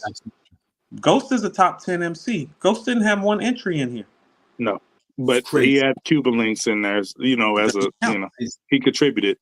But Iron Man should have revisited. Iron Man and Supreme should be in this bracket. Clientele should have revisited. Yeah, and it should be. And not to mention the play-in to even get here. Like, I mean, we're all of a certain age. We're in our early 40s, but those play-in albums were tough. You know what I'm saying? Like that was tougher than some of the decisions we made in live time with some of the albums because those albums from 88, 89. Look, okay. We left It Was Written out, and we left Hell on Earth out. Both would have gave Muddy a lot Waters. Muddy Waters would have given them a run for the money. But like I said, it was hard to put this together and not be biased. And the easiest way I figured I could do that is like, well, the 5 mics was coveted early on, so if you were able to achieve that early on, you get the higher ranking. I mean, I'm not trying to be mean, but some people need to be. This is why I'm saying we need to revisit it. It's like, oh no, some people deserve 5 mics. Some people need to be D mic. Some of these 5 mic albums are not 5 mic albums. I've been saying for a long time that as much as I love Tribe Called Quest, people's instinctive isn't a 5. It's a not 4.5. It's not a 5 because the Low End Theory and Midnight Marauders is a 5. How can you listen to those 2 albums and think that people's swap them out on the same level? Yeah. We need to swap some. So we need to fix some of this. But let's shoot them some bail. People's Instinctive was the first to get that. So we're kind of having revisionist history and saying, like, Midnight Marauders, Low End Theory, but at that time they thought that was the pinnacle. You see what I'm saying? But respectfully speaking, for when People's Instinctive came out, well, Long Live the Kane had already came out, which is a better album. Paid in Full and Follow the Leader, it came out. It Takes the Nations, it came out. Greatest Adventures of Slick Rick, it came out. Oh no, they already knew what a classic looked like, so they had no business in giving it the 5 any goddamn way. That's for real. That's For real, fair. because nobody in their right mind thinks that People's Instinctive is on the same level as Paid in Full and Criminal Minded, and It Takes a Nation and The Greatest Adventures of Slick Rick. And that's what I mean. Are we sure that they're the Bible? Because really what you're telling me is People's Instinctive got the first 5. You're telling me you've been fucking it up from the jump is what you've been telling me. Yeah. And I texted Shawn. I was like, yo, remember I texted you. I was like, yo, these albums that got the 4s and the 4.5 might wax the ones that got the 5. Hold on. You know? Back up. They didn't revisit Moment of Truth and give it 5? No. Nope. I'm out. Show's over. No Gangstar album is on here. Not Moment of Truth, not Hard to Earn, nothing. No. Unless you want to watch Coop Unwrap before the show Coop Unwrap comes out. We're gonna end this show. Yo, and we broke it down into pillars. We broke it down like the original 5, the 4.5s, the 4s. It was going to be that intricate just to show how much they were off the mark. You know, and then the ones that weren't rated in the first place, and this is what I mean about the Southern thing. It's like, oh no, they gave Project Pat Mr. Don't Play 3 mics. Like that get you murdered down here. Right. I'm not joking. Like Memphis niggas will hurt you about that shit. It's like you gave Mr. Don't Play because people down here, Mr. Don't Play is our purple tape. That shit's heavy down there. But what I love about how this bracket turned out was a lot of the ones that, you know, just like this NCAA tournament is going to turn out, is never a case where all number 1 seeds make it to the Final 4. You know what I'm saying? The albums that were in the lower seedings that got 4 and 4.5 ratings, they made up 75% of the Final 4. So, you know, the bracket is really realistic in that way. And, you know, shout out to my girl for like helping me put together. She put a lot of work in it. You know what I'm saying? So I'd be remiss if I didn't say that. You know what I'm saying? This is hard to do and hard to judge too. Even when I was like putting them together, I was like, I wasn't trying to judge it because I wanted to save my real reaction for the show. But some of these joints is crazy. It was tough. LP saying Getty Green is better than Mr. Don't Play. That's how I know you're not from down here. All right. LP and Queens get the money too. LP. Shout out LP. But yo, this is mad fun, y'all, for real. Shout out to the chat. We appreciate y'all. We appreciate y'all staying so long and hard in the chat with us. We still got over 100 people rocking with us in the chat. So we appreciate y'all for all love and support. I didn't mean to cut y'all on. Take us home, please, sir. Yo, real quick. It's been a lot of brackets out here because we're in bracket season, but we did ours right. No doubt. Ours is the one. Like, share, subscribe. New content, mirror music, unwrap, hip hop talks. We got a lot of stuff going on, fellas. Stoop stories coming soon. You don't want your podcast host dancing all in the brackets. Come to hip hop talks, nigga. Dude, right here, man. Taking your color fonts and shit, doing all kind of weird, goofy stuff. But yo, much love to all of them. Niggas want to take everything for a nigga. Yo, much love to all the pods, though, straight up and down. Those who are local, those who are really out there, the big pods, small pods, everybody in between. We appreciate everybody. Appreciate the love. So it's a contact sport. Let's have fun. So we appreciate y'all. Chat. Yeah. Appreciate y'all. I want to thank all of you guys out there that have been biting my style and my material for the last 5 years. I want to thank all of you. I want to thank all you weak ass niggas who can't touch me. I want to thank all you for coming out. It's been a pleasure. It's been a pleasure and an honor stunting on you, talking shit about you to your face, behind your back, around your baby mama and all that. It's been fun. It's been fun. Like, share, subscribe. Don't come to Atlanta. Don't come to Atlanta with your girl. I'm taking her. Like, share, subscribe.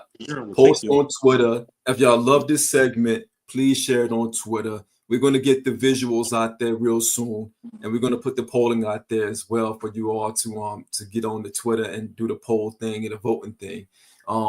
So we're looking forward to the engagement. So let's get it. Peace. Yeah. Peace. Don't bring your girl to Atlanta. You share that girl.